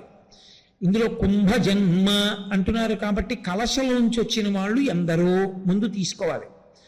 అందులో మళ్ళీ అమ్మవారి చూపుని చెప్తున్నారు కాబట్టి కుంభజన్మ అన్నదాంతో చెప్తున్నారు కాబట్టి ఇది కటాక్ష శతకము కనుక సంసార వింజగిరి కుంఠ నకేలి చుంచు. వింధ్య పర్వతాన్ని అణిచిన వాడెవరు? ఇద్దరిలో అగస్త్యుడు. అగస్త్యుడు పొట్టిగా ఉంటాడు కాబట్టి పొట్టు చూపు చెప్తున్నారు అని మీరు అన్వయం చేసుకోవడానికి మీరు ఎన్ని గ్రంథాలు పరిశీలిస్తే మీరు అన్వయం చేస్తారు? మీరు అన్వయం చేయడం మానసికంగా మీరు ఎంత తవ్వుకుంటూ వెళ్ళిపోవాలి లోపలికి. మీరు దాన్ని పట్టుకోవాలని అది ఆ శ్లోకం చదివి దాన్ని దృష్టిలో పెట్టుకుని ఎప్పుడెక్కడ ప్రస్తావన వచ్చినా ఇది దొరుకుతుందా అని మీరు వెతుకుతున్నారు అనుకోండి, మీరు అలా ధ్యానం చెయ్యగా ఆలోచించగా స్మరణలన్నీ మనసు ఒకటే ఆలోచిస్తారు. మీరు ఎంత ఈ శ్లోకం గురించి ఆలోచిస్తారో అంత పాపరాశి కాలిపోతుంది. మనసు చేత చేసిన పాపములు విశేషంగా ఉంటాయి. ఏదో కనపడుతుంది, అబ్బా చాలా బాగుంది, నాది అయిపోతే బాగుంది అంటాడు. అక్కడ ఏదో డబ్బులు కూడా ఉంటాయి, ఎవడో చూడటం లేదు, తీసేసుకుందామా అంటాడు. ముందు పాప చింతన చేస్తుంది అలవాటు పడిపోయి. ఈ చింతన చేత మూట కట్టేస్తుంది పాపాలు. వీటిని పోగొట్టడానికి ప్రధాన మార్గములు లోకంలో రెండే. ఒకటి సౌందర్యలహరి. శంకరాచార్యుల వారు ప్రత్యేకంగా కొన్ని శ్లోకాలు అందుకే అలా చేశారు. రెండవది మూక పంచశతి. ఈ రెండు ఏం చేస్తాయంటే మిమ్మల్ని ఆలోచింపచేస్తాయి, ధ్యానం చేయిస్తాయి. అందుకే ఏకాంతాన్ని కోరుకుంటూ ఉంటుంది. కారణం ఏమంటే మీరు ఆ ధ్యానం ఆ శ్లోకం మీద చెయ్యాలి అంటే మీకు ఆ వాతావరణం ఉండాలి. మీకు అది లేకుండా మీరు మూక పంచశతి జోలికి వెళ్ళలేరు. అది సాధ్యం కాదు, సంభవం కాదు, అంగీకరించదు అమ్మవారు. అందుకే దాని మీద మీరు ఎంత ధ్యానం చేస్తే మీరు అంత ఆనందపు పొంగులు అనుభవిస్తారు. కాబట్టి ఇప్పుడు మానసికమైనటువంటి పాపములను మనసు చేత పోగొట్టాలి. వాక్కు చేత చేసిన పాపములను వాక్కు చేతే పోగొట్టాలి. అందుకని స్తోత్రాలు వచ్చాయి. భగవంతుణ్ణి స్తుతి చెయ్యడం, భగవంతుని యొక్క వైభవాన్ని కీర్తించడం, మంచి మాటలు మాట్లాడడం, విష్ణు సహస్రం లలితా సహస్రం లాంటివి పఠించడం, రామనామం అంటూ ఉండడం, ఇవన్నీ ఎందుకు వచ్చాయంటే మన నోటితో మాటలతో ఎన్నో పాపాలు చేశాం. వాటిని మళ్ళీ వాక్కుల చేతనే పోగొట్టాలి. ఈ మూడు చేయడానికి యోగ్యమైన ఉపకరణము ఒక్క మనుష్య శరీరమే. ఈ మనుష్య శరీరంలో తెలిసో తెలియకో రెండిటిని వాడతాడు. ఎక్కడో కొంచెం మార్పు వచ్చిన వాడు ఏదో విష్ణు సహస్రధరణో శ్రీరామ శ్రీరామ శ్రీరామండమో ఏదో చేస్తాడు, ఏదో కాస్త అగరకు వెలిగిస్తాడో దీపం పెడతాడు, ఏదో చేస్తాడు. మనసుతో చేసింది అప్పుడు కూడా మనసు లేదు, అది చేసినప్పుడు ఎక్కడో తిరుగుతోంది. మనసుతో చేసిన పాపములను పోగొట్టడానికి సాధనము మూక పంచశతి. ఇప్పుడు సంసారం అన్న మాటకు అర్థం ఏమిటో తెలుసా? పరమేశ్వరుడు ఏ శరీరాన్ని మీకిచ్చి ఆ పాపాలు పోగొట్టుకోండ్రా అని అన్నాడో ఆ శరీరాన్ని ఉపయోగించి కోటాను కోట్ల పాపములను 3 రకాలుగా పెంచడం. అదే సంసారం వింధ్యగిరి పెరగడం అంటే. వింధ్యం దేనికి పెరిగింది? అసూయ గర్వము 2 కారణాలుగా పెరిగింది. ఈ 2 కారణాలకే సంసారం పెరుగుతుంది. అంటే నా అంత వాణ్ణి నేనండి, ఏంటి వాడు మాట్లాడేది? నింద చేస్తాడు వాక్కు చేత, ఇలా చూపిస్తాడు. కాయికంగా పాపం చేశాడు, ఇలా చూపించి. నోటితో పాపం చేశాడు. వాడెంత వాడు అహంకారంతో మాట్లాడాడు. తప్పుండి పరిశీలనం చేస్తే వేరు. మనసు చేత పాపం చేశాడు, అవతల వాడి పతనాన్ని కోరి. ఈ 2 ఎక్కడున్నాయో అక్కడ అనవసరంగా పెరిగిపోవడం ప్రారంభమవుతుంది. ఆ పెరిగిపోవడం ఏమిటి? పునర్జన్మల్ని పెంచుకోవడం. పునర్జన్మల్ని తగ్గించుకోవడానికి ఇది సాధనం. వీడేం చేశాడు? పెంచుకుంటున్నాడు. మీరు ఆ దోషాన్ని పట్టుకున్నారో లేదో నాకు అర్థం కావట్లేదు. నేను మీకు అర్థమయ్యేట్టు చెప్పగలిగానో లేదో. దీని చేతనే పునర్జన్మల్ని తగ్గించుకోవాలి. దీని చేతనే ఉత్తమమైనటువంటి శరీరంలోకి ప్రవేశించాలి. కానీ ఉత్తమమైన శరీరంలోకి పెంచడానికి కావలసినటువంటి ప్రజ్ఞని సంతరించుకోవట్లేదు. ఉత్తమమైనటువంటి జన్మలోకి ప్రవేశించడానికి కావలసినటువంటి కర్మ చెయ్యట్లేదు. మళ్ళీ ఈ మనసు చేత, వాక్కు చేత, కాయము చేత అపారమైనటువంటి అనుభవించవలసిన పాపాన్ని మూట కట్టేస్తున్నాడు. ఎందుచేత? ఒక్కటే, మీరు చాలా జాగ్రత్తగా పట్టుకోవలసిన విషయాన్ని మనవి చేస్తున్నాను మీకు నేను. భోగానురక్తి. కారణం ఎక్కడుందో తెలుసా అండి? వింధ్య పర్వతానికి ఎలా ఉందో అసూయతో నేను గొప్పదాన్ని అవ్వాలని, అలా ఈ 3టిని భోగం కోసమే పాపం చేస్తాడు. మీరు చూడండి, అన్నిటికన్నా తేలికగా భోగం అనుభవించడం అంటే ఏమిటో తెలుసా? పక్కవాడి దగ్గరికి వెళ్ళి కబుర్లు చెప్పడమే. తేరగా వచ్చే మార్గం ఏమిటండి? ఒక్కసారి మిమ్మల్ని కలుస్తానండి అంటాడు. ఎందుకురా నువ్వు కలవడం? 1 వారం రోజులు కలవకుండా ఉండలేవా? 1 వారం రోజులు నన్ను ప్రశాంతంగా ఉండనివ్వవా అన్నారు అనుకోండి. ఒక్కసారి కలుస్తానండి, ఒక్కసారి మీ విడిదికి వస్తానండి. ఎందుకు? 365 రోజుల్లో 368 రోజులు అందరినీ కలుస్తున్నాను కదా. 365 రోజులు లేదో నేను తప్పు చెప్తే 358 రోజులు కలుస్తున్నాను కదా. 7 రోజులు వద్దని చెప్పాను. ఎందుకు వస్తావు నా విడిదికి? ఆయన వద్దన్నాడు. ఏదో కారణం ఉంది పాపం. ఆయన ఏదో ఏకాంతంగా ఉండాలనుకుంటున్నాడు 1 వారం. నేను రాను అని ఎందుకు ఉండవు? కారణం ఏమిటో తెలుసా? తగిన ప్రయోజనం లేకుండా అవతల వారితో మాట్లాడడం సరదా. మనిషికున్న పెద్ద ఇబ్బంది ఎక్కడొస్తుందంటే, ఏమీ తోచకపోతే కానీ ఖర్చు లేకుండా భోగం అనుభవించడానికి మార్గం ఏంటంటే కబుర్లు చెప్పడమే. కబుర్లు చెప్పేటప్పుడు ఏమవుతుంది? అవతల వాడికి వినడానికి సరదా ఉండాలి. వాడికి రాగము ద్వేషము ఉంటాయి. వాడికి ఏది రాగమో దాన్ని పొగడాలి, వాడికి ఏది ద్వేషమో దాన్ని తిట్టాలి. వాడికి రాగము రాక్షసుని ఎందైతే వాడికి రాక్షసుని పొగడాలి, వాడికి ద్వేషము భగవంతుని ఎందైతే నువ్వు భగవన్ నింద చెయ్యాలి. అవతలవాడు మహాత్ముడని నీకు తెలుసు, మనం ఎందుకు ఆయన జోలని మనకి తెలుసు. వాడు తిడతాడు, నువ్వు వినాలి. నువ్వు తిట్టకపోతే వాడు వినడు, నువ్వు తిట్టాలి. ఇప్పుడు ఏమైంది? భోగానురక్తి వలన వాక్కు పాపమును మూట కడుతుంది. కారణం అదే. ధార్మిక చింతన చేత, విచక్షణ చేత, విశ్లేషణ చేత మాట్లాడితే దోషం అంటదో కాకుండా కేవలముగా నింద చేయడం ప్రధానమైన ప్రయోజనంగా పెట్టుకుని మాట్లాడడం ఎందుకు వస్తుందో తెలుసా? అదే పనిగా మాట్లాడుతుండడం. ఎందుకని అంటే భోగకాంక్ష. వాడు ఉండలేడు. ఏమీ లేదనుకోండి, కరెంట్ ఉంటే వాడికి ఇంకా ఆనందమే. ఇలా నొక్కితే చాలు 100 ఛానల్స్లో చూసుకుంటాడు. అది లేదనుకోండి మొదలు, అలా వాళ్ళ ఇంటికి ఎడదామా అంటాడు. ఎందుకు? ఏమిటి ప్రయోజనం? ఆయన ఏదో చదువుకుంటాడు, ఆయన జపం చేసుకుంటాడు, నీకెందుకు? నువ్వు చెయ్యవు, పీడబోయి ఆయన ఎందుకు పాడు చేస్తావు?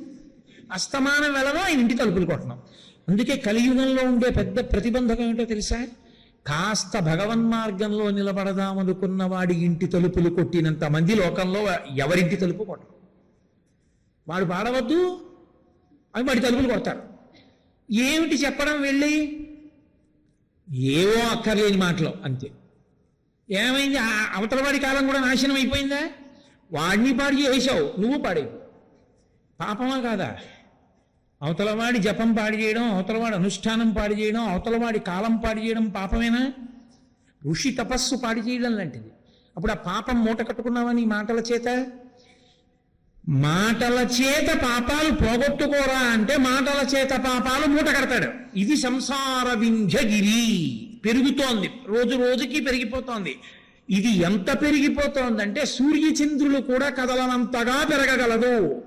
అంటే ఎప్పటికవుతుంది ఇంకా నీ పాపం? పోగొట్టుకోవడానికి అవకాశం ఇచ్చిన జన్మని ఉపయోగించుకో. మరి ఇంకా ఎప్పుడు నువ్వు అసలు పోగొట్టుకోగలవు? ఇంకా మిగిలిన జన్మలో పోగొట్టుకునే అవకాశం లేదు.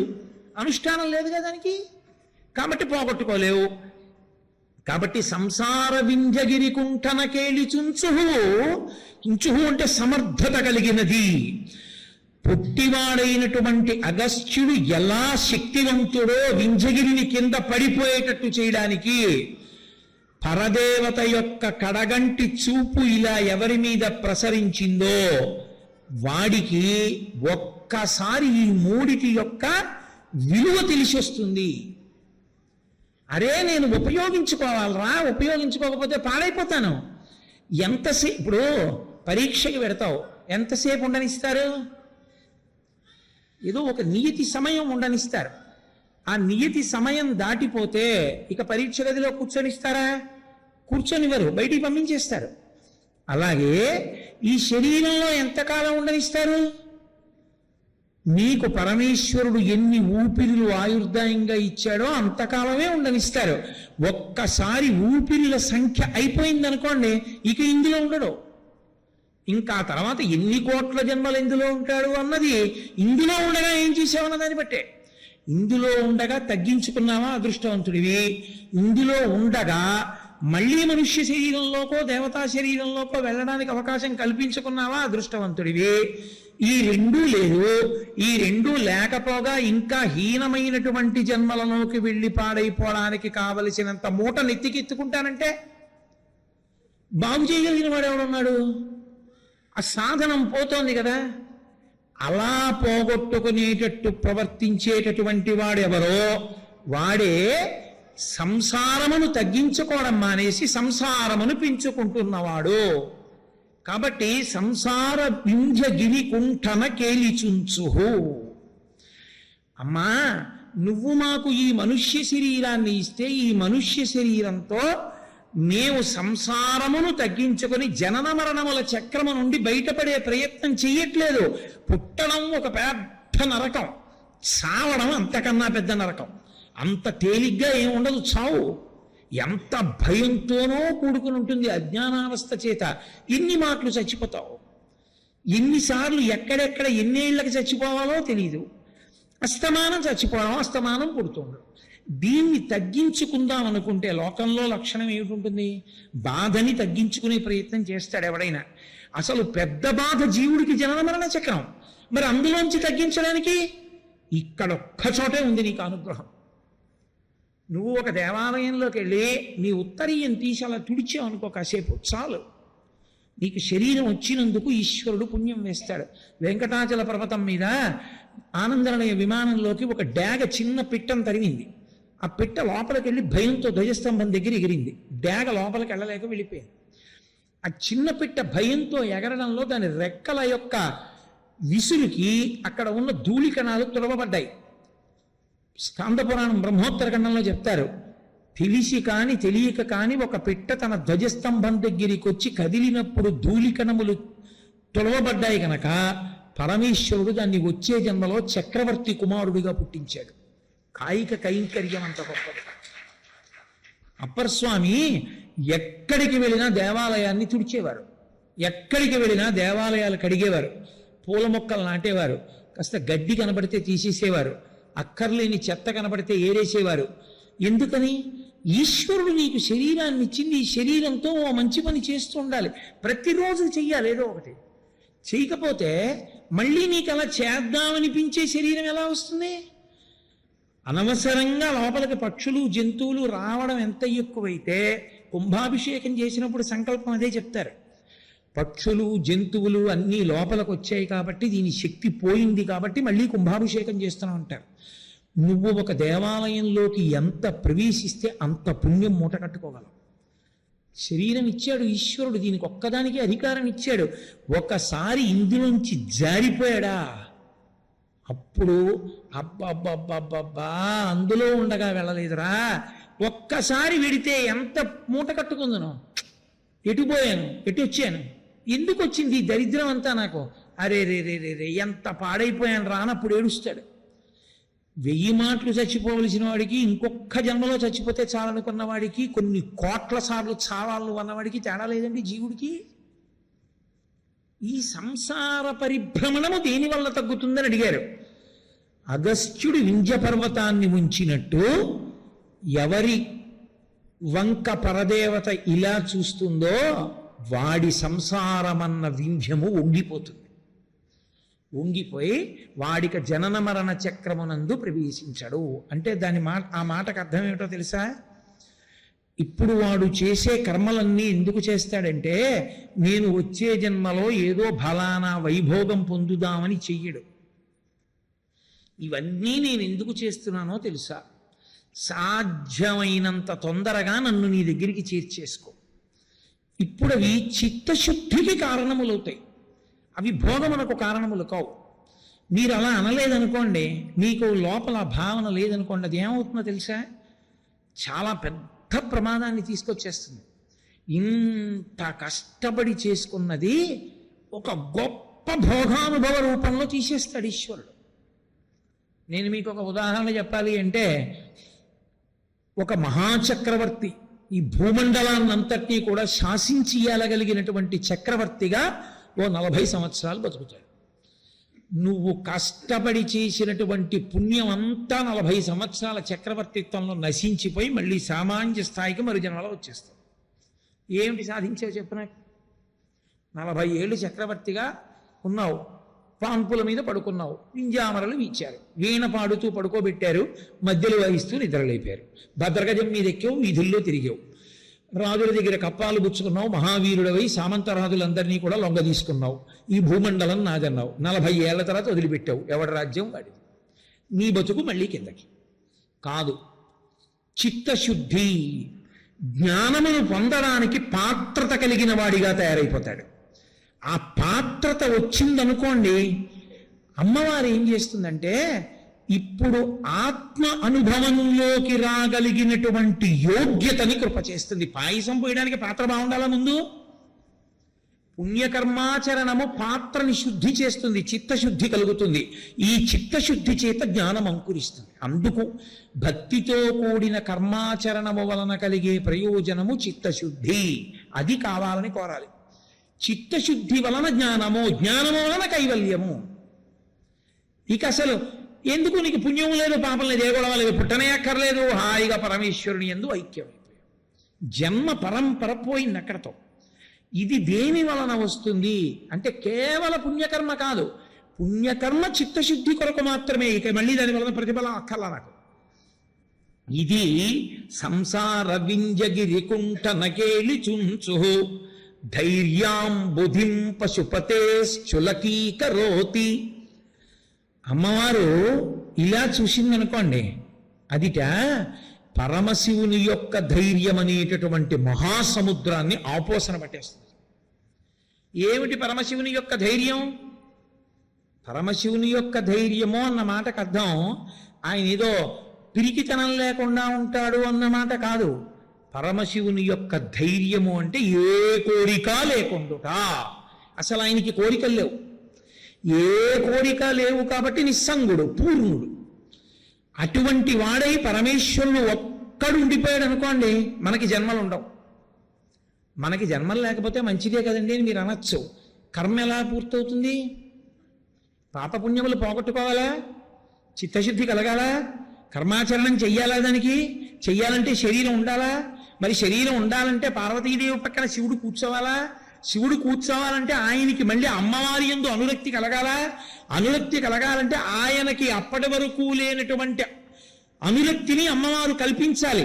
అంటే అసలు కాముడంటే అసహ్యించుకునే పరమేశ్వరుడికి పార్వతీదేవి యందు అనురక్తి కలిగి వచ్చి పక్కన కూర్చోవాలి తాడి కట్టి.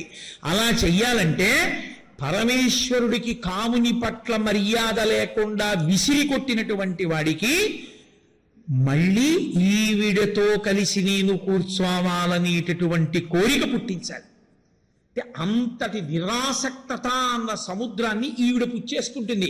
ఈవిడ పుచ్చుకోవడం అంటే ఈవిడ కడగంటి చూపు ఆయన ధైర్యం అన్న సముద్రాన్ని పుడికిల పట్టి తాగేస్తుంది. అగస్త్యుడు ఎలా అయితే సముద్రాన్ని తాగేశాడో అమ్మవారు పరమేశ్వరుడు. అందుకే నేను అలా అన్నానని అనుకోకండి. ఇలా చూడడం ప్రేయసీ లక్షణం కాదు, ఇలా చూడడం ప్రేయసీ లక్షణం అని కదా. అమ్మవారు అయ్యవారి వంటి ఇలా చూసింది అనుకోండి, ఆయన వశుడైపోతాడు. ఆయన వశుడైపోవడం అంటే అమ్మవారు మనకి తల్లిగా కూర్చుంది అని దాని అర్థం. సామాన్య శృంగారంగా భావన చేయకూడదు. శ్రీ విద్యా తంత్రం అంత గొప్పది. ఆమె చెరుకు విల్లు బాణాలు పట్టుకుంటుంది. ఇప్పుడు ఆమె మనకి తల్లి అవుతుంది. శివుణ్ణి తెచ్చి పక్కన కూర్చోబెట్టుకుని మన జన్మలకి కారణం అవుతుంది. ఆయన ధైర్యాంబుధిని ఆవిడ ఆపోసన పట్టేస్తుంది. అలా చెయ్యగలిగినటువంటి తల్లి ఆవిడ కడగంటి చూపు అన్న పొట్టి చూపు ఉందే, అది పరమశివుని యొక్క ధైర్యాంబుధిని ఔపోసన పట్టగలదు. అందుకని ధైర్యాంబుధిం పశుపతేశ్చులకీకరోతి. అందుకే మహానుభావుడు పోతన గారు వీరభద్ర విజయము అని ఒక గ్రంథం చేశారు. అందులో ఆయన ఒక మాట అంటారు. ఆయన అన్నారు, కామిని చూచు చూపులకు కాకకలింగి శివుండు పాంధుడై. అసలు ఆయనకి ఏ విషయం మీద అనురక్తి లేదు. మన్మధుడు బాణం వేస్తే కాల్చేశాడు. అటువంటి వాడు పార్వతీదేవి ఇలా చూసేటప్పటికీ పాంధుడై కాకకలింగి, కామిని చూచు చూపులకు కాకకలింగి శివుండు పాంధుడై, కాముని తొల్లి గెలిచిన మగంటిని నెల్లమరంచి.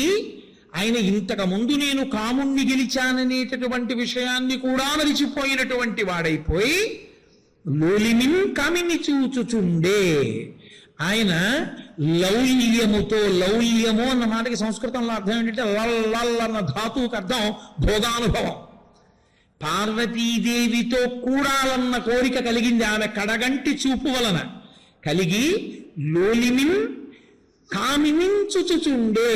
ఆయన లౌల్యముతో ఆవిడ వంక చూస్తున్నాడు. ఆయన ఆవిడ వంక చూసిన ఆవిడ కూడా అలా చూడకపోతే మనందరికీ జన్మలు రావు. వాగర్ధావివ సంపృక్తం వాగర్ధ ప్రతిపత్తయే దిగత పితరం వందే పార్వతీ పరమేశ్వరవు. ఆ పార్వతీ పరమేశ్వరులు తల్లిదండ్రులుగా కూర్చోరు. అందుకని ఆవిడ కూడా అలాగే కామిని కామముతోడ కామ వైరిని చూచుచునుండే. ఆవిడ కూడా అంతే మహాకామంతో, అంటే లౌకిక కామం కాదు, ఒంటిగా ఉన్న పరమేశ్వరుడు ఇంత జగత్తుగా విస్తరించాలన్న కామంతో ఆమె కామవైరిని చూసింది. మన కలంకయై, ఆమె మనస్సు కామముతో నిండినదై. అంటే ఇంతమంది బిడ్డలు పుట్టాలి, పుట్టి శరీరాలు ఉండి శరీరాలతో సుఖదుఖములను పాపపుణ్యాలను అనుభవించేసి వాళ్ళు మళ్ళీ జ్ఞానమును పొందడానికి కావలసిన పాత్రతను పొందాలని మనని అనుగ్రహించడానికి చూసింది. చూస్తే వాళ్ళిద్దరూ ఆది దంపతులయ్యారు. అదే నిత్యాయ అని శంకరాచార్యుల వారు ఆద్య కుటుంబినే ముని మన ప్రత్యక్ష చిన్మూర్తయే అంటారు శివానందలహరిలో. ఆద్య కుటుంబినే, లోకమునకు మొదటి తల్లిదండ్రులై కూర్చున్నారు. ఇదే శంకరులు ఈ భావాన్ని సౌందర్యలహరిలో చాలా చమత్కారంగా మాట్లాడతారు. స్ఫురద్గండాభోగ ప్రతిఫలిత తాటంకయుగళం చతుశ్చక్రం మన్యే తవ ముఖమదం మన్మదరథం యమారుహ్యద్రుహ్యత్ కవనిరథమర్కేందు చరణం మహావీరోమార ప్రమదపతయే సంగీతవతే అన్నారు. మన్యే, అమ్మా నేను ఊహిస్తున్నాను అన్నారు. అమ్మవారి దగ్గరికి వెళ్ళి శంకరాచార్యులు వారు, అమ్మా నాకు అనుమానంగా ఉందమ్మా అన్నారు. ఏం అనుమానం శంకరా నీకు? అమ్మా మన్మధుడు మళ్ళీ పరమశివుడి మీదకి యుద్ధానికి వస్తున్నాడమ్మా. ఒకసారి బాణం వేస్తే కాలిపోయాడు కదా శంకర అంటే శంకరాచార్యుల వారిని, కాలిపోయాడు కదా, మళ్ళీ ఎలా యుద్ధానికి వస్తాడు అంటే, అమ్మా రహస్యంగా యుద్ధానికి కావలసిన సంభారాలన్నీ సమకూర్చుకుంటున్నాడమ్మా. మన్మధుడికి శత్రువు లోకంలో శివుడు ఒక్కడే, ఎందుకని ఆయన ఒకడే లొంగలేదు, మిగిలిన వాళ్ళందరూ లొంగిపోయిన వాళ్ళే కాబట్టి అమ్మ ఆయనేగా శత్రువు, సంభారాలు సమకూరుస్తున్నాడమ్మా. ఏం సంభారాలు సమకూరుస్తున్నాడయ్యా యుద్ధానికి? అమ్మా శివుడికి ఉన్నటువంటి రథం కన్నా గొప్ప రథాన్ని నిర్మాణం చేశాడు. అలాగా ఏం చేశాడు అంటే, శంకరులు అన్నారు, స్ఫురద్గండాభోగ ప్రతిఫలిత తాటంకయుగళం చతుశ్చక్రం మన్యే తవముఖమిదం మన్మదరథం యమారుహ్య దృహ్యత్కవని రథమర్కేందు చరణం. శివుడికి ఉన్న రథం ఏంటమ్మా? త్రిపురాసురుల్ని గెలిచాడు, అదే పెద్ద యుద్ధం. ఆ యుద్ధంలో ఆయన వాడిన రథం ఈ భూమినంతటి రథంగా చేసుకున్నాడు. సూర్యచంద్రుడిద్దరినీ చక్రాలుగా చేసుకున్నాడు. అంటే 2 చక్రాలైనా శివుడి రథానికి ఉన్నాయి. మరి ఇప్పుడు మన్మధుడికి 4 చక్రాల రథం సంపాదించాడు. అంటే 2 చక్రాలు ఎక్కువ ఉన్నాయా? అబ్బో ఏమిటయో ఆ రథం అంది అమ్మవారు. ఏమిటమ్మా? నీ ముఖమే. నా ముఖం ఆ రథం?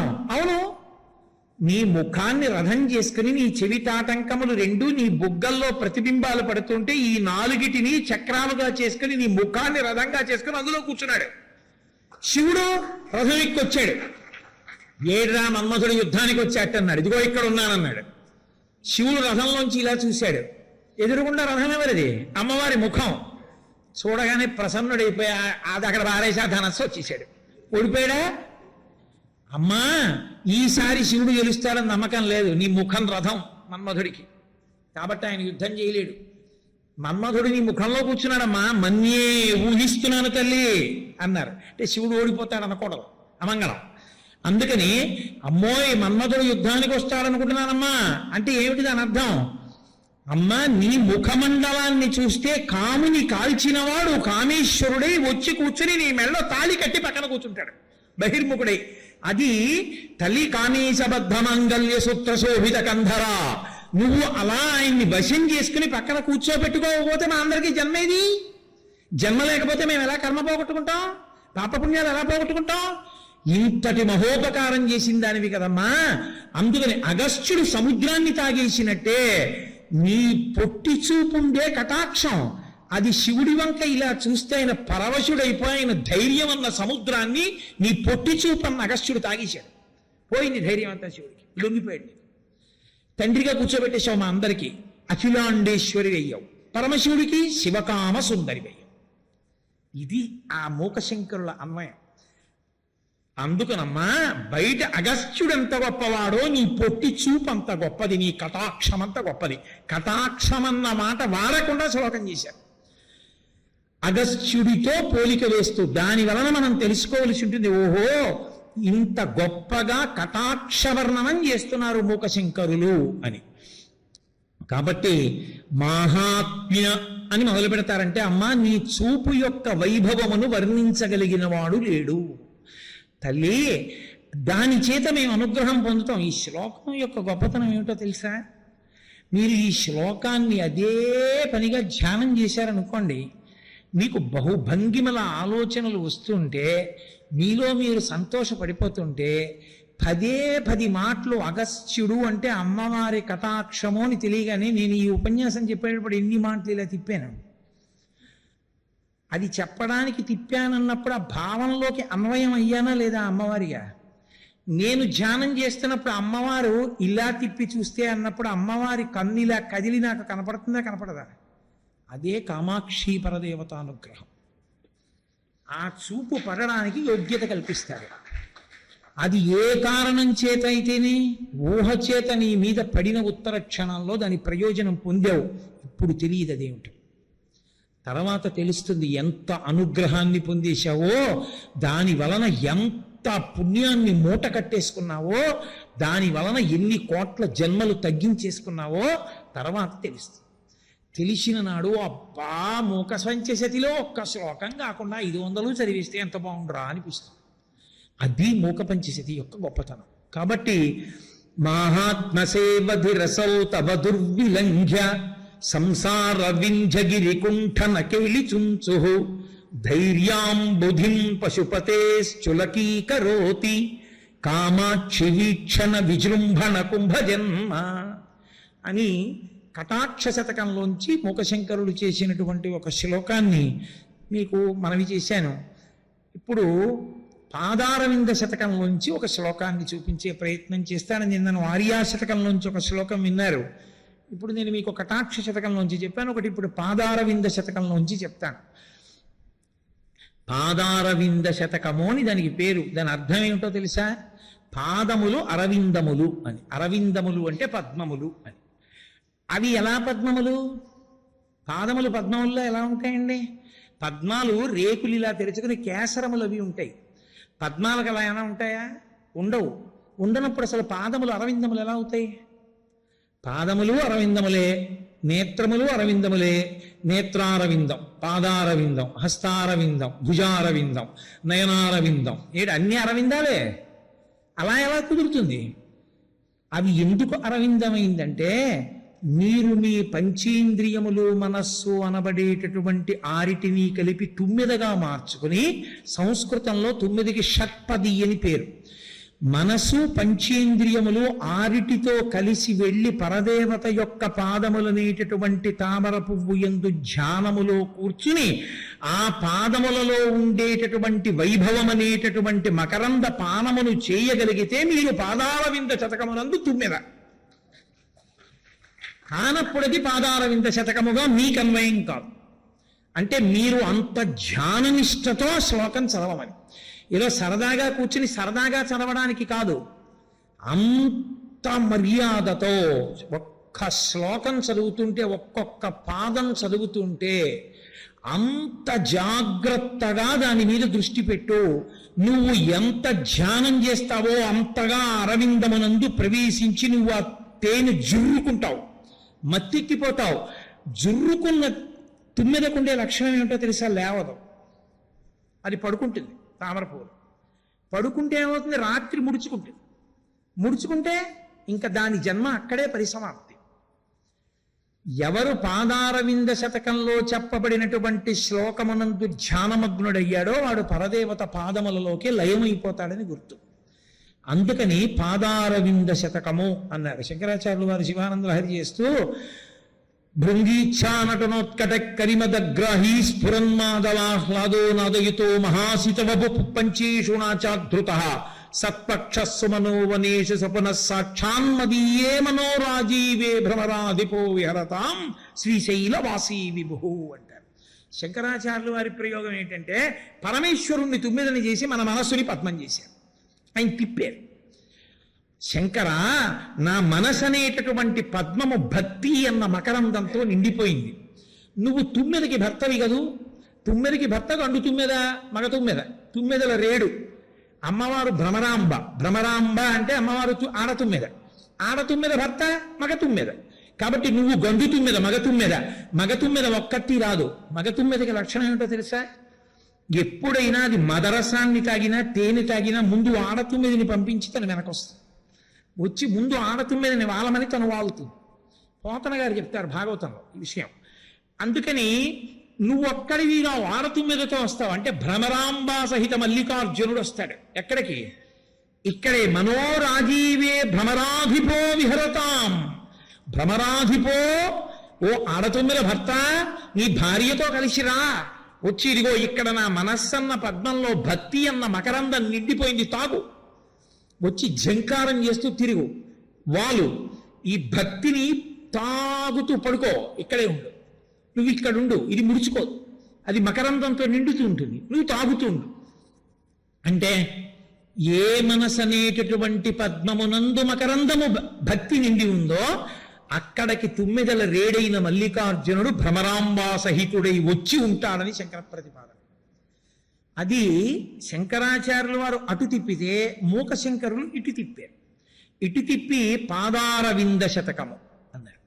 అందులో అన్ని అద్భుతమైన శ్లోకాలే. అందులో ఏది ఇది దీనికన్నా గొప్పదనడానికి ఏం ఉండదు. ఏదో నా సంతోషానికి నేను అలా అండం అంతే. అందులో ఆయన అంటారు, అమ్మా సదా స్వాదుంకారం విషయలహరి శాలికణికాం సమాస్వాద్యశ్రాంతం హృదయశుకపోతం జనని మే కృపాజాలే ఫాలే క్షణ మహిషి కామాక్షిరభసా గృహీత్వా రుంధీదా చరణయుగళీ పంజరపుటే అంటారు. అద్భుతమైన శ్లోకం. అసలు మూకశంకరులకు ఆ భావనలు ఎలా వచ్చాయో అర్థం కాదు. అమ్మవారిని చూసినటువంటి అనుగ్రహం తల్లి జగదంబ పలికింది ఆయనలోంచి. ఆయన అన్నారు, సదా స్వాదుంకారం విషయలహరీ శాలికణికాం. అది కూడా ఏమిటిట? సమాస్వాద్యశ్రాంతం హృదయ శుకపోతం జనని మే అన్నారు. ఓ జనని, మే నా యొక్క నా మనసుందే అమ్మా, అది హృదయ శుకపోతం. శుకము అంటే చిలుక. చిలుకకి ఓ లక్షణం ఉంటుంది, కీ కీ అని అరుస్తుంది. అందుకే అమరకోశం కీ శబ్దమును చేయునది అని నిర్వచనం చేస్తుంది. కీ కీ అని అరుస్తుంది. శుకపోతం చిలుక కాదుట, చిలుక పిల్ల నా మనసు. మూకశంకరులు అంటున్నారు, అమ్మా నా మనసు చిలక పిల్లమ్మా అన్న. చిలక నచ్చగా చిలక పిల్లండం ఎందుకు అంటే, చిలకకి కీ కీ అని అరవడం వచ్చు, చిలక పిల్లకి కీ కీ అని అరవడం అంత బాగా రాదు. సంస్కృతంలో నోటికి ముఖానికి ఒకటే మాట వదనం, రెండో మాట లేదు. చిలుక కీ అంటుంది, చిలుక పిల్లకి అంత బాగా అండం రాదు. కానీ దానికి ఓ లక్షణం ఉంది. పక్షులన్నిటికీ ఈ సృష్టిలో ఉన్న సమస్త ప్రాణులలో ఆకలి ఎక్కువ ఉన్నవి అవే. ఒక్కొక్క జాతికి ఒక్కొక్కటి ఎక్కువ. సర్పాలు ఉన్నాయనుకోండి, వాటికి భయం చాలా ఎక్కువ. గంధర్వులు ఉన్నారనుకోండి, వాళ్ళకి కామం చాలా ఎక్కువ. పక్షులు ఉన్నాయనుకోండి, ఆకలి చాలా ఎక్కువ. పశువులు ఉన్నాయనుకోండి, తొందరగా నమ్మేస్తాయి. మీరు ఇలా గడ్డి పట్టుకుని కర్ర లోపల దాచి దా దా అంటే వచ్చేస్తాయి, పశువులు వశమైపోతాయి. అలాగే పక్షికి ఆకలి ఎక్కువ. పక్షికి ఆకలి ఎక్కువైతే పక్షి పిల్లకి మరీ ఎక్కువ. అది మరీ విపరీతమైన ఆకలితో ఉంటుంది. అందుకే శంకరాచార్యులు వారు కనకధారా స్తోత్రం చేస్తే విహంగ శిశవ్విషణ్ణే అంటారు. అమ్మాయి ఈ బ్రాహ్మణి పక్షి కాదు, పక్షి పిల్ల అన్నారు. ఎందుకని? పక్షి పిల్లకి విపరీతమైన ఆకలి. పక్షి పిల్ల ఏడిస్తే ఎవరు చూడలేరు. ఇప్పుడు బాబు 3 రోజులైంది బాబు అన్నం తిని, ఒక్క రొట్టె ముక్క వెయ్యండి బాబు అని ఎవరో అంటున్నారు అనుకోండి, మనం లొంగపోవచ్చు. పిల్ల మన అడగకుండా, అమ్మ అన్నం పెట్టి 2 రోజులైందమ్మా, అమ్మ ఆకలిస్తోందంటే మంచినీళ్ళు తాగమంటున్నావమ్మా, అమ్మ నాకు కడుపులో తిప్పేస్తోందమ్మా, అమ్మ ఒక్క బిస్కెట్ అన్నా పెట్టమ్మా అని ఏడుస్తోంది అనుకోండి, ఎక్కడి నుంచి తానే అంటోంది అనుకోండి తల్లి, మీరు చూస్తూ ఊరుకోగలరా? మీరు వెంటనే ఓ రొట్టెట్టుకొచ్చి ఇస్తారు, ఆ పిల్లకి పెట్టుకుని ఓడి తిను అంటారు. పిల్ల ఏడిస్తే చూడలేరు. మూకశంకరుల యొక్క గొప్పతనం ఎక్కడుందో తెలుసా? శంకర భగవత్పాదుల్లాగే, అమ్మా ఇది చిలుక కాదమ్మా, చిలుక పిల్ల అన్నాడు. అమాయకురాలు కదా, దానికి ఇంకా వచ్చిరా ఇంతాను దొరికిపోతుంది. అమ్మా ఈ చిలక పిల్లకి ఆకలి ఎక్కువ. ఇది ఏం చేస్తుంటుంది అంటే, ఇది సదా స్వాదుంకారం విషయలహరి శాలికణికాం. అది ఆయన ప్రయోగం. చిలుక పిల్ల కాబట్టి బియ్యం గింజలు తింటుంటుంది, బియ్యం గింజల నూకలు తింటుంటుంది. సాధారణంగా ఈ పిట్టల్ని పట్టుకునే వాళ్ళు బియ్యం చల్లరు, నూకలు చల్లుతారు. అది శాలికణికాం, బియ్యపు గింజల యొక్క ముక్కలైనటువంటి నూకల్ని తింటుంది. కారణం దాన్ని నోరు చిన్నిది, ఆకలి ఎక్కువ, తింటుంది. తిన్నది ఏం చేస్తుంది? దానికి ఓ దరిద్ర లక్షణం, తినేసింది పోని అరవదు, కీ కీ కీ అంత చిలకలాగా పడుకుంటుంది. తినేసి, మీరు ఎప్పుడైనా చిలకను చూశారో లేదో నాకు తెలియదు, చిలకను ఎప్పుడైనా మీరు చూడండి, చిలుక కన్ను ముయ్యడం స్పష్టంగా కనపడుతుంది. అది మహాకవుల ప్రయోగాలంటే అలా ఉంటాయి. మిగిలిన పక్షులకి మీకు అలా తెలియదు. మీరు ఎప్పుడైనా చిలుక వాలినప్పుడు చూడండి, చిలుక కన్ను ఇలా మూసిందనుకోండి, మీకు చిలుక కన్ను మూస్తోందని తెలిసిపోతుంది. ఎందుకో తెలుసా? చిలుక కన్ను మూసినప్పుడు తెల్లటి పొర అడ్డంగా దిగుతుంది ఇలాగా, అందుకని మూస్తోంది తెరుస్తోందని తెలుస్తుంది. చిలుక పిల్ల ఏం చేస్తుందంటే ఈ బియ్యపు గింజలు తిని ఆ తెల్లటి పొరలా మూసేస్తుంది. కళ్ళు మూసుకుంది అని తెలుస్తుంది. అది కళ్ళు మూసుకుంది అని తెలిస్తే దాన్ని పట్టుకోవడం తేలిక, అవునా కాదా? సాధారణంగా అన్ని పక్షుల్లోకి అందరూ పట్టుకోవాలని చూసే పక్షి చిలకే. ఎందుకు చిలకని పట్టుకుంటారు? సరదా, పంజరంలో పెట్టుకుంటారు. చంపేయక్కర్లేదు, పంజరంలో పెట్టుకుంటారు. దాని స్వభావం చచ్చిపోయిందా? అయిపోయిందా? హాయిగా అటు ఇటు ఎగురుతూ సుఖంగా జామకాయలు అవి ఇవి తింటూ తిరగవలసిన చిలుక ఓ పంజరంలోకి పోయింది. అక్కడికి వెళ్ళి ఏం చేస్తుంది? ఇప్పుడు కీ కీ అని అక్కడ వస్తుంది. ఉపయోగం ఉందా? లేదు. ఎందుకని? ఇంకా ఎగరడానికి ఏం లేదు, అందులో పడి ఉంటుంది. తీసుకొచ్చి అందులో ఏదో పడేస్తాడు, తింటుంది. అలాగే ఉంటుంది. అయిపోయి ఏం చేస్తుందంటే ఇంకా విచిత్రం ఏమిటో తెలుసా?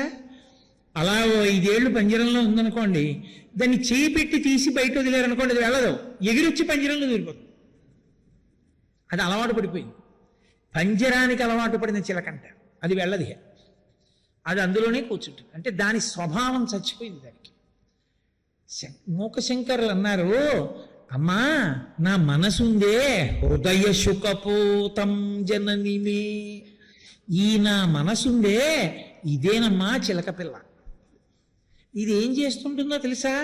విషయలహరి శాలికనికాం, ఎప్పుడు విషయములనేటటువంటి ప్రవాహాల్ని అనుభవిస్తూ ఉంటుంది. అలా నూకలు ఇలా కాసి నూకలు తల్లుతాడు, దాని మీద వలేస్తాడు, నూకల కోసం వెళ్ళి వలలో చిక్కుకుంటుంది. అలా నా మనసనే చిలుక పిల్ల ఏం చేస్తుందో తెలుసా అమ్మా? ఎప్పుడు నూకలు వెతుక్కుంటుంది. దానికి ఆకలి తీరదు, దీనికి తృప్తి కలగదు. చిలక పిల్లకి ఆకలి మరీ ఎక్కువైపోయినట్టే విషయముల మీద ఆసక్తి నా మనసుకి అంత ఎక్కువ. అందుకే ఇది సుఖపోతం, ఇది విషయములను అలా అనుభవిస్తుంది.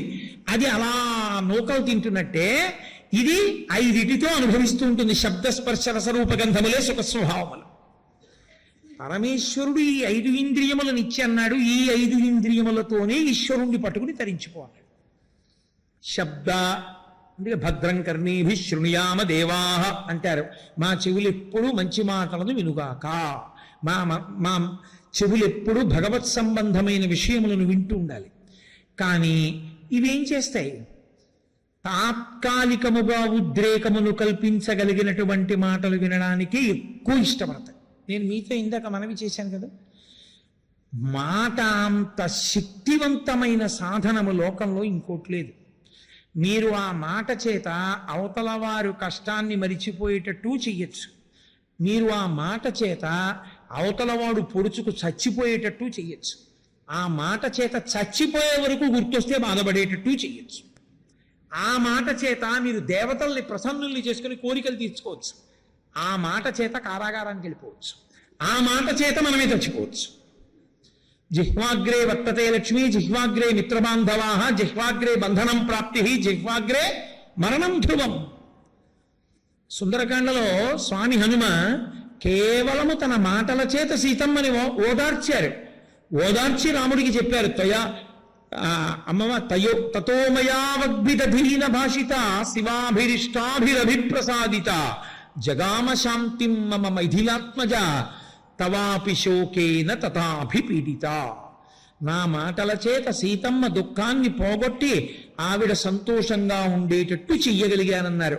వాక్కు యొక్క వైభవమే సుందరకాండ అయినప్పుడు మాటల చేత అవతల వాళ్ళని సంతోషపెట్టచ్చు. పనికి మాలిన మాటలు మాట్లాడడం, పలికి మాలిన మాటలు వింటూ ఉండడం, సంతోషపడిపోతూ ఉండడం. సమాజంలో మీకు కనపడరు. నేను ఎందుకు చెప్పాలి పేర్లు? ఎన్ని విననివ్వండి, ఎందుకు వస్తాడో తెలియదు. 3 గంటలు చెప్పనివ్వండి, వింటాడు. ఇలా తలుపులోంచి బయటికి వెళ్ళగానే లౌకిక విషయాన్ని ప్రస్తావన చేస్తాడు తప్ప అబ్బా ఏమి మూకశంకర్లండే అనలేడు. కారణం ఏమిటో తెలుసా? అది అంటుకోదు. ఆ మనసుకి ఇంక అసలు అంటుకునే లక్షణం లేదు. అదే రామకృష్ణ పరమహంస అంటారు, ఒక మేకు కొట్టాలనుకోండి, అసలు ఆ మేకు లోపలికి వెళ్ళడానికి వీలైన గుల్లతనం గోడకుంటే కదా మేకు దిగడం. అలా కాకుండా అది ఒక ఇనుప స్తంభం అనుకోండి, మీరు వెళ్ళి దాని మీద మేకు కొట్టే ప్రయత్నం చేస్తే మేకు వంకర తిరిగిపోతుంది తప్ప లోపలికి వెళ్ళదు. మీరు తీసుకొచ్చి నేను ఎందరినో చూశాను ఈ ఆధ్యాత్మిక రంగంలో ఉన్నందుకు. మీరు తీసుకొచ్చి 3 గంటలు కూర్చోబెట్టి చెప్పండి, వాడు బయటికి వెళ్ళి అబ్బా ఏమి మూక శంకర్లండి, ఏమి శ్లోకాలండి అని అన్నాడు. వాడు సరికదా, మీరు అంతసేపు చెప్పకుండా ఉంటే బాగుండేదేమో, వార్తలు అయిపోతాయి కదా, రూమ్లో న్యూస్ చూద్దాం అంటాడు. నేను ఎందరినో చూశాను, తెల్లబోయాను. నేను ఒక చోట ఎంత తెల్లబోయానంటే, ప్రసాదం ఇస్తున్న కౌంటర్లో ఉన్నటువంటి వాడు ఒకడు ఇలా ఉచిత ప్రసాదం ఇస్తూ ఇలా ఎరంచికి పెట్టి డబ్బులు తీసుకుంటున్నాడు. ఏ దేవస్థానం వదిలేయండి, ఎక్కడో చోట ఒకడో. వీడు పెద్ద ఆఫీసర్, నాతో వచ్చినవాడు.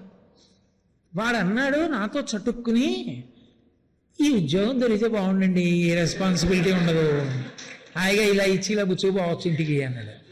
నేను నిజంగా తెల్లబోయాను, ఏట్రా వీడి ఇక్కడికి వచ్చి ప్రసాదం తీసుకుంటూ, అరే వాడంటే పాపం ఏదో ఎవరైనా ఇస్తే తీసుకుంటున్నాడు, అయిపోయింది. ఉన్న ఉద్యోగం వదిలిపెట్టేసి ఇందులో ఏదో తేరగా ఏ పని లేకుండా ఏ బాధ్యత లేకుండా ఇలా అరం చేత్తో పుచ్చుకుంటూ కుడి చేత్తో ప్రసాదం పెట్టడం ఎంత తేలిక, ఈ ఉద్యోగం వస్తే బాగుందన్నాడు. వీడిని ఈ దేవాలయంలో పడుకోబెట్టి 30 రోజులు ఈడిచేస్తే మాత్రం వీడి మనసు బాగుపడుతుందిరా అనుకున్నాను. ఒక్కొక్కడంతే చాలా చిత్రాతి చిత్రమైనటువంటి ప్రతిపాదనలు తీసుకొస్తారు. మీరు ఎంత చెప్పండి వాడి తలకి ఏమి ఎక్కుతుంది అంటే ఏమీ ఎక్కదు. ఉత్తినే అలా ఉంటాడంతే, ఎందుకో తిరుగుతూ ఉంటాడు, ఎందుకో వింటుంటాడు, అన్నీ వింటాడు. ఏమి అర్థమైందిరా నీకు అడిగితే ఏమీ అర్థం కాదు. వాడు ఎందుకు వస్తాడో తెలియదు అసలు సభకి, అంత విచిత్రంగా ఉంటారు. ఇది మనసుకి పట్టుకోగలిగిన లక్షణం లేదు అసలు, దానికి వికర్షణ, అసలు దానికి భగవత్ సంబంధాన్ని తీసుకోదని. అంటే కొన్ని కోట్ల కోట్ల జన్మలుగా వాడి మనస్సు ఎంత విషయ సంబంధంతో ఘనీభవించిపోయిందో అది దాన్ని ఒక్కదాన్ని లాక్కుంటుంది. ఇప్పుడు ఓ కర్ర ఉందనుకోండి, నేను ఎన్నాళ్ళు ఎలక్ట్రిసిటీ వైర్ దాని మీద పెట్టినా అది పుచ్చుకోదు. అది ఓ రాగి తీగ అనుకోండి, ఇలా తగిలితే చాలు పుచ్చేసుకుంటుంది. భగవత్ సంబంధం ఎప్పటి నుంచో మూట కట్టుకుంటున్నవాడు ఒక్కొక్క చోట ఎంత పండితుడు ఏం చదువుకున్నాడు అన్న దాంతో సంబంధం ఉండదు. వాడు ఇట్టే పట్టేసుకుంటాడు అంతే. ఎంతో చిన్న పిల్లలు పట్టుకుంటుంటారు ఒక్కొక్క చోట. నాకు చాలా ఆశ్చర్యంగా ఉంటుంది. చిన్నపిల్లలు పట్టేసుకుంటారు. జుట్టు మెరిసిపోయిన వాళ్ళకి తలకెక్కదు. ఏమని చెప్పాలి, వాడు కొయ్య వీడు రాగి తీగ, అది స్వభావం. ఆ స్వభావం అలా ఉంటే దాన్ని ఇంకెవరు ఏమి చేయలేరు. అటువంటి వాడికి మాట గౌరవం ఎప్పటికీ తెలుస్తుంది? ఎప్పటికీ తెలియదు. వాడు అసలు తన జీవితంలో తన వాక్కుని పరమేశ్వరానుగ్రహము కొరకు రోజుకి కనీసం కొన్నిసార్లైనా నేను వాడుకున్నాననేటటువంటి ధైర్యంతో వాడు బతకలేడు. వాడికి ఎప్పుడూ విషయమే, మాట మాట్లాడితే విషయ సంబంధమే. మీరు చుట్టలా పెద్ద పెద్ద దేవాలయాల్లో దర్శనానికి వెళ్తూ పేపర్ కొనుక్కుని ఇలా చదువుకుంటూ నడుస్తారు. పక్కవాడితో రాజకీయాలే మాట్లాడతారు. ఉత్తినే దేవుడి దగ్గరికి వచ్చి ఇలా అంటారంతే. వాడి లోపలంతా అవే ఉంటాయి. ఎందుకది? ఒక్కరోజు నువ్వు పేపర్ కొనుక్కుని నడవకపోతే ఏమవుతుంది దేవాలయంలోకి వెళ్ళేటప్పుడు? వాడు చాలా గొప్ప అనుకుంటాడు. పేపర్ చూడకపోతే ఉండలేనండి అంటాడు. ఎందుకది? నువ్వు అవమానపడాలి ఆ మాట అనడానికి. కాబట్టి మూకశంకరులు ఇంత గంభీరమైన విషయాన్ని ప్రతిపాదన చేస్తున్నారు. ఈ చిలక పిల్లకి అలవాటు ఏమిటో తెలుసా అమ్మా? ఎప్పుడూ భోగమే. కాబట్టి అది విషయలహరి శాలికణికాం. ఈ కంటితో చూస్తే నదర చూపు చూస్తుంది. దానికి ఏది నచ్చింది దాన్ని నాదిగా చేసుకున్నట్లు భావన చేస్తుంది. దానికి ఆ లక్షణం ఉంటుంది. మనసు చేత దేన్నైనా అది అనుభవిస్తుంది. నీది కాని దాన్ని, నువ్వు అనుభవించకూడని దాన్ని నీదిగా అనుభవించగలదు మనసు. దానికి ఆ లక్షణం ఉంటుంది. ఇప్పుడు ఎవరింట్లోనో నేను ఒక మంచి వజ్రాల హారం చూశాను అనుకోండి, వెంటనే నేను ఆ వజ్రాల హారం వేసుకుంటే అని భావన చేశాను అనుకోండి, అబ్బా నాకుంటేనా, నేను వేసుకుంటే ఎలా ఉంటుంది అన్నాను అనుకోండి, నేను మనసుతో దాన్ని నాదిగా చేసి అనుభవించేసానా లేదా? అనుభవించేస్తాను. అంటే మానసిక చౌర్యం అయిపోయింది. అందుకే మనసు వ్యభిచారం కూడా చేసేస్తుంది. మానసిక వ్యభిచారం చేశాడంటారు. అందుకే అది దొరకదు కూడా, ఎవరికి తెలియదు. దాన్ని దంభము అంటారు. పైకి పెద్ద మనిషిలా ఉంటాడు, లోపల మనసుతో చెయ్యకూడని దోషములన్నీ చేస్తూ ఉంటాడు. దానికి సంస్కారం పట్టలేదు. అది ప్రమాదకరమైన లక్షణం. దానికి అంతుండదు. ఇంకా ఇంద్రియాలతో జుర్రుకోగలిగినంత జుర్రుకుంటూనే ఉంటాడు. మార్చి మార్చి మార్చి మార్చి అనుభవిస్తాడు. కళ్ళతో చూస్తాడు చూస్తాడు చూస్తాడు చూస్తాడు, విసిగితిపోతాడు. చెవులతో వినకూడనివన్నీ వింటుంటాడు. నాలుకతో ఒక శౌచం అక్కర్లేదు. ఇలా తినడమా, ఇలా తినకపోవడమా, ఏం అక్కర్లేదు. ఒక ఆవో, ఒక దూడో, ఒక గేదో వాల్ పోస్టర్ని నిలబడి ఎలా నవిలేస్తుందో, రోడ్డు పక్క ఎలా తింటుందో, అలా ఏ బండి పక్కనో నిలబడి ఎడం చేత్తో పట్టుకుని కుడి చేత్తో బూట్లు వేసుకుని తినేస్తాడు. వాడికి ఏమి మర్యాద ఏమైనా? అరే తినేటప్పుడు అదేమిట్రా, అలా తినడం ఏమిట్రా, అది పశువు తింటుందిరా, అలా నేను తినకూడదు కదా, నేను ఒక చోట కూర్చుని తినాలి కదా, మర్యాదగా ఓ కాళ్ళు కడుక్కోవాలి, ఓ చేతులు కడుక్కోవాలి. దిక్కుమాలిన మనుష్య జన్మకు నియమం ఉంది కదా, నాకు ఆ గేదికి ఏమిటి తేడా అని వాడేం ఆలోచించాడు. అదేమిటంటే తినద్దా మరి అంటాడంతే, తినేస్తాడు. కాబట్టి వాడికి కావలసింది నాలుగు మీద పడిపోవాలంతే, తినేయాలి, అయిపోవాలి అంతే. కాబట్టి నాలుక, చెవి, కన్ను, ముక్కు, స్పర్శేంద్రియము, చర్మము మార్చి మార్చి మార్చి మార్చి వాడుతూ ఉంటాడు. శబ్ద, స్పర్శ, రస, రూప, గంధ ఇవి ఇలా వాడుకుంటూ వెళ్ళిపోతుంటే వాడికి తృప్తి ఏమైనా ఉంటుందా? ఏది బడలిపోయిందో దాన్ని నుడిగి రెండో దాన్ని తీసుకుంటాడు. నేను ఒక ఇంట్లో ఒక ఆయన్ని చూశా, తెల్లబోయాను. ఆయన అలా టీవీ చూస్తాడు. 65 ఏళ్ళు, విష్ణు సహస్రనామ స్తోత్రం ప్రార్థనా శ్లోకం రాదు, చదవడు.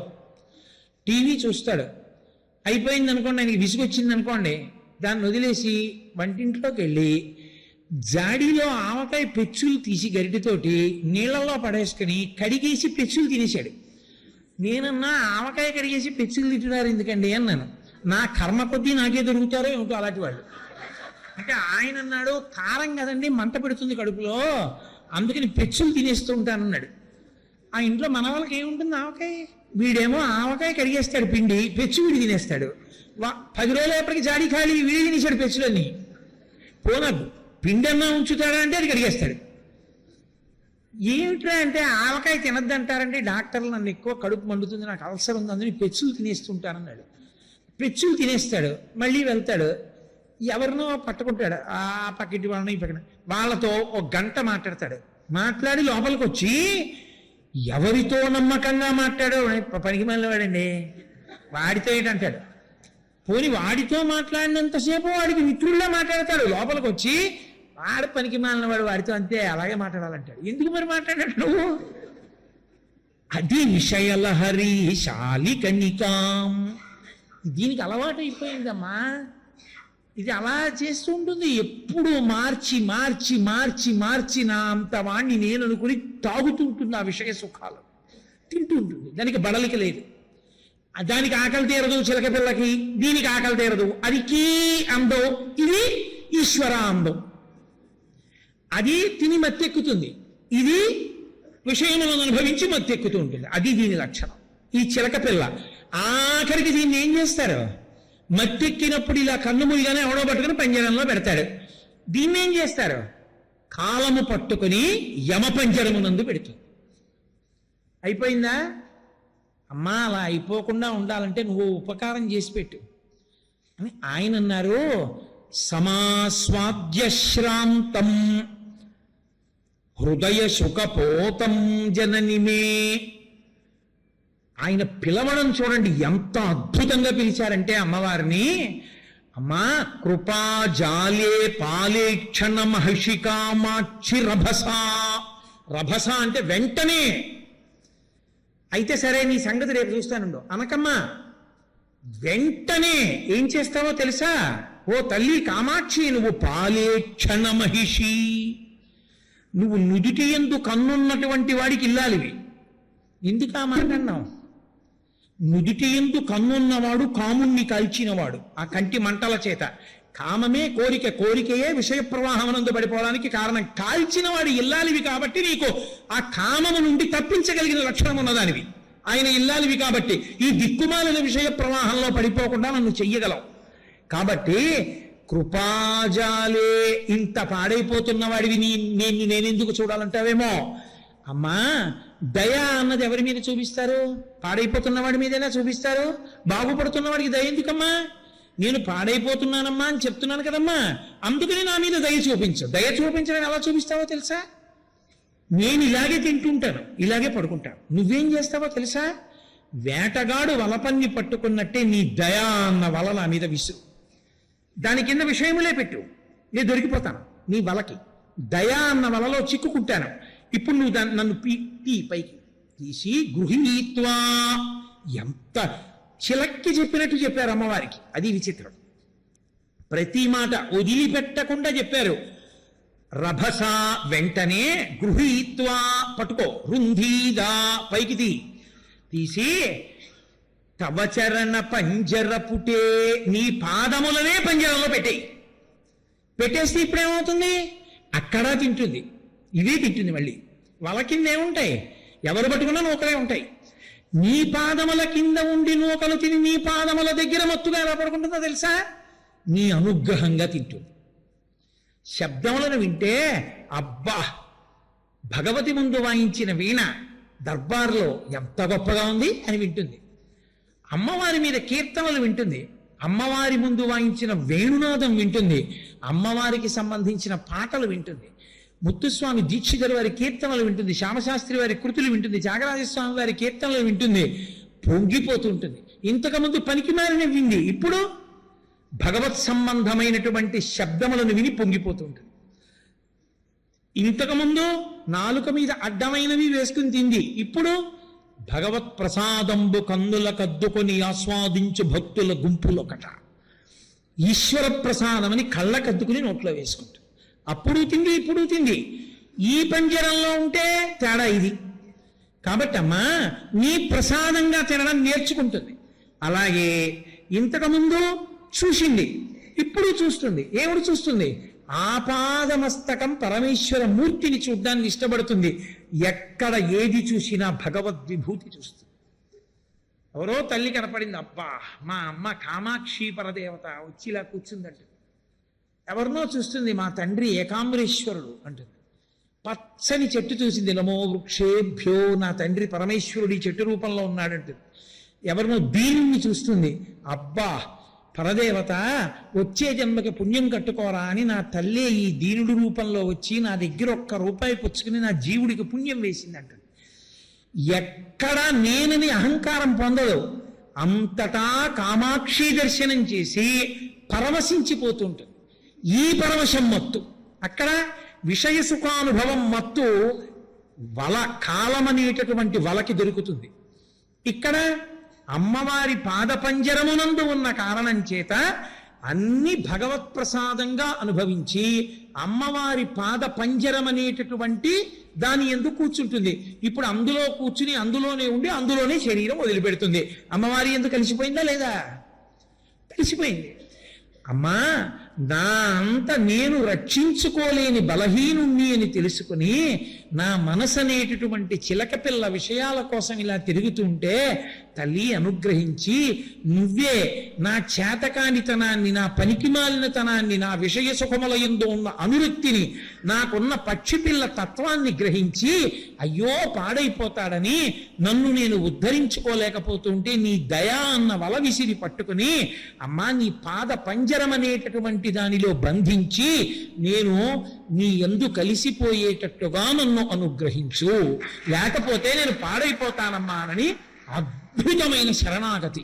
బహుశః శరణాగతికి కేవలం ఏదో చరణవు శరణం ప్రపద్యే అనకుండా చాలా అద్భుతమైన రీతిలో తన బలహీనతని భగవతి ఎందుకు తన పట్ల అనుగ్రహం చూపించాలో విశేషమైన అన్వయం చేస్తూ భగవతికి చెప్పుకున్న శ్లోకం ఇది. ఎవరో కంఠగతం చేసి అది కీ అని అరవడం. దాని రహస్యం ఏమిటంటే నువ్వు కీ అని అరవకుండా తిని పడుకోవడం కాదు, కీ అని ఈ శ్లోకాన్నారు. అంటే అమ్మవారి దగ్గరికి వెళ్ళి ఎవడు ఈ శ్లోకాన్ని అరిచాడో, ఎవడన్నాడో అది విని ప్రతిస్పందించడం ఆవిడ లక్షణం. ఆవిడ దగ్గర బోలెడంత దయ ఉంది, ఆవిడ దగ్గర బోలెడంత శక్తి ఉంది. ఎవరి కోసం? ఆనమ్రేషు జనేషు పూర్ణ కరుణా వైదగ్ధ్యముత్తాలయ అంటారు మూకశంకరులు ఒక చోట. ఎవరు అమ్మా మేము చేతకాని వాళ్ళ అమ్మా మమ్మల్ని రక్షించమ్మా అని ఇలా నించున్నారో వాళ్ళని రక్షించడం కోసమని అంత దయా అంత శక్తి మూట కట్టు కూర్చుంది ఆవిడ. మీరు చూడండి, ప్రభుత్వం దగ్గర అప్పుడప్పుడు అర్హులైన వారు లేదని చాలా నిధులు మురిగిపోయాయి అంటారు. అమ్మవారి దగ్గర ఉన్నటువంటి అపారమైన నిధులు లెక్కలేనంత ఉంది. దయ, ఉద్ధరించగలిగిన శక్తి. దానికి నేను అర్హుడనని నువ్వు కావలసింది దరఖాస్తు పెట్టాలి. అమ్మా నా అంత పనికి మాలిన వాడు లేడు, నా ఇంద్రియాలతో నేను సరిగ్గా ప్రవర్తించలేకపోతున్నాను, పాడైపోతున్నాను, అమ్మా అనుగ్రహించమని నువ్వు కీని చిలకవి కాబట్టి పలికితే ఆవిడ రక్షిస్తుంది. నువ్వు చిలకవై కీ అనకుండా పిల్లవై తిని పడుకుంటానంటే కాలుడన్న వాళ్ళకి దొరికిపోతావు. అందుకని కీ అనడం నేర్చుకో, ఈ శ్లోకం అనడం నేర్చుకో.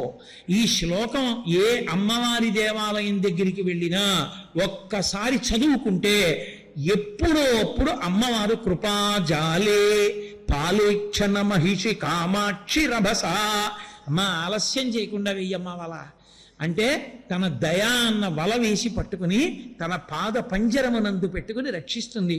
అమ్మవారు అలా రక్షించగలదని ఒక కవి అమ్మవారి గురించి చెప్పడం కాదు, మాట్లాడలేని కవిలోకి అమ్మవారు నేనే చెప్తే వీళ్ళు తట్టుకోలేరని అమ్మవారు కవిలోకి వెళ్ళి అమ్మవారే తన అనుగ్రహ శక్తిని కవి ద్వారా వ్యక్తం చేసింది. కాబట్టి ఆ పాదారవింద శతకమనందు చెప్పబడినటువంటి శ్లోకమునందు పూనికతో ఎవరు ఈ శ్లోకాన్ని కంఠగతం చేసి చెప్పుకుంటారో వాళ్ళకి భగవతి యొక్క పరిపూర్ణమైన అనుగ్రహం కలుగుతుంది. అందున శారద అంటే శారద, శారద అయిన శారద ఎప్పుడు చిలుకని పక్కన పెట్టుకుంటుంది. ఇటువంటి క్షేత్రంలో ఈ శ్లోకాన్ని తప్పకుండా చెప్పుకోవాలి. ప్రతిరోజు అమ్మవారి దర్శనానికి వచ్చినప్పుడు ఒక్కసారి ఈ శ్లోకం చదువుకోవాలి. చదువుకోగా అన్న మాట నేను అన్నాను. ఎందుకని? ఆవిడ జగదంబ. రభస వెంటనే మార్పు పట్టుకుంటుంది ఆవిడ.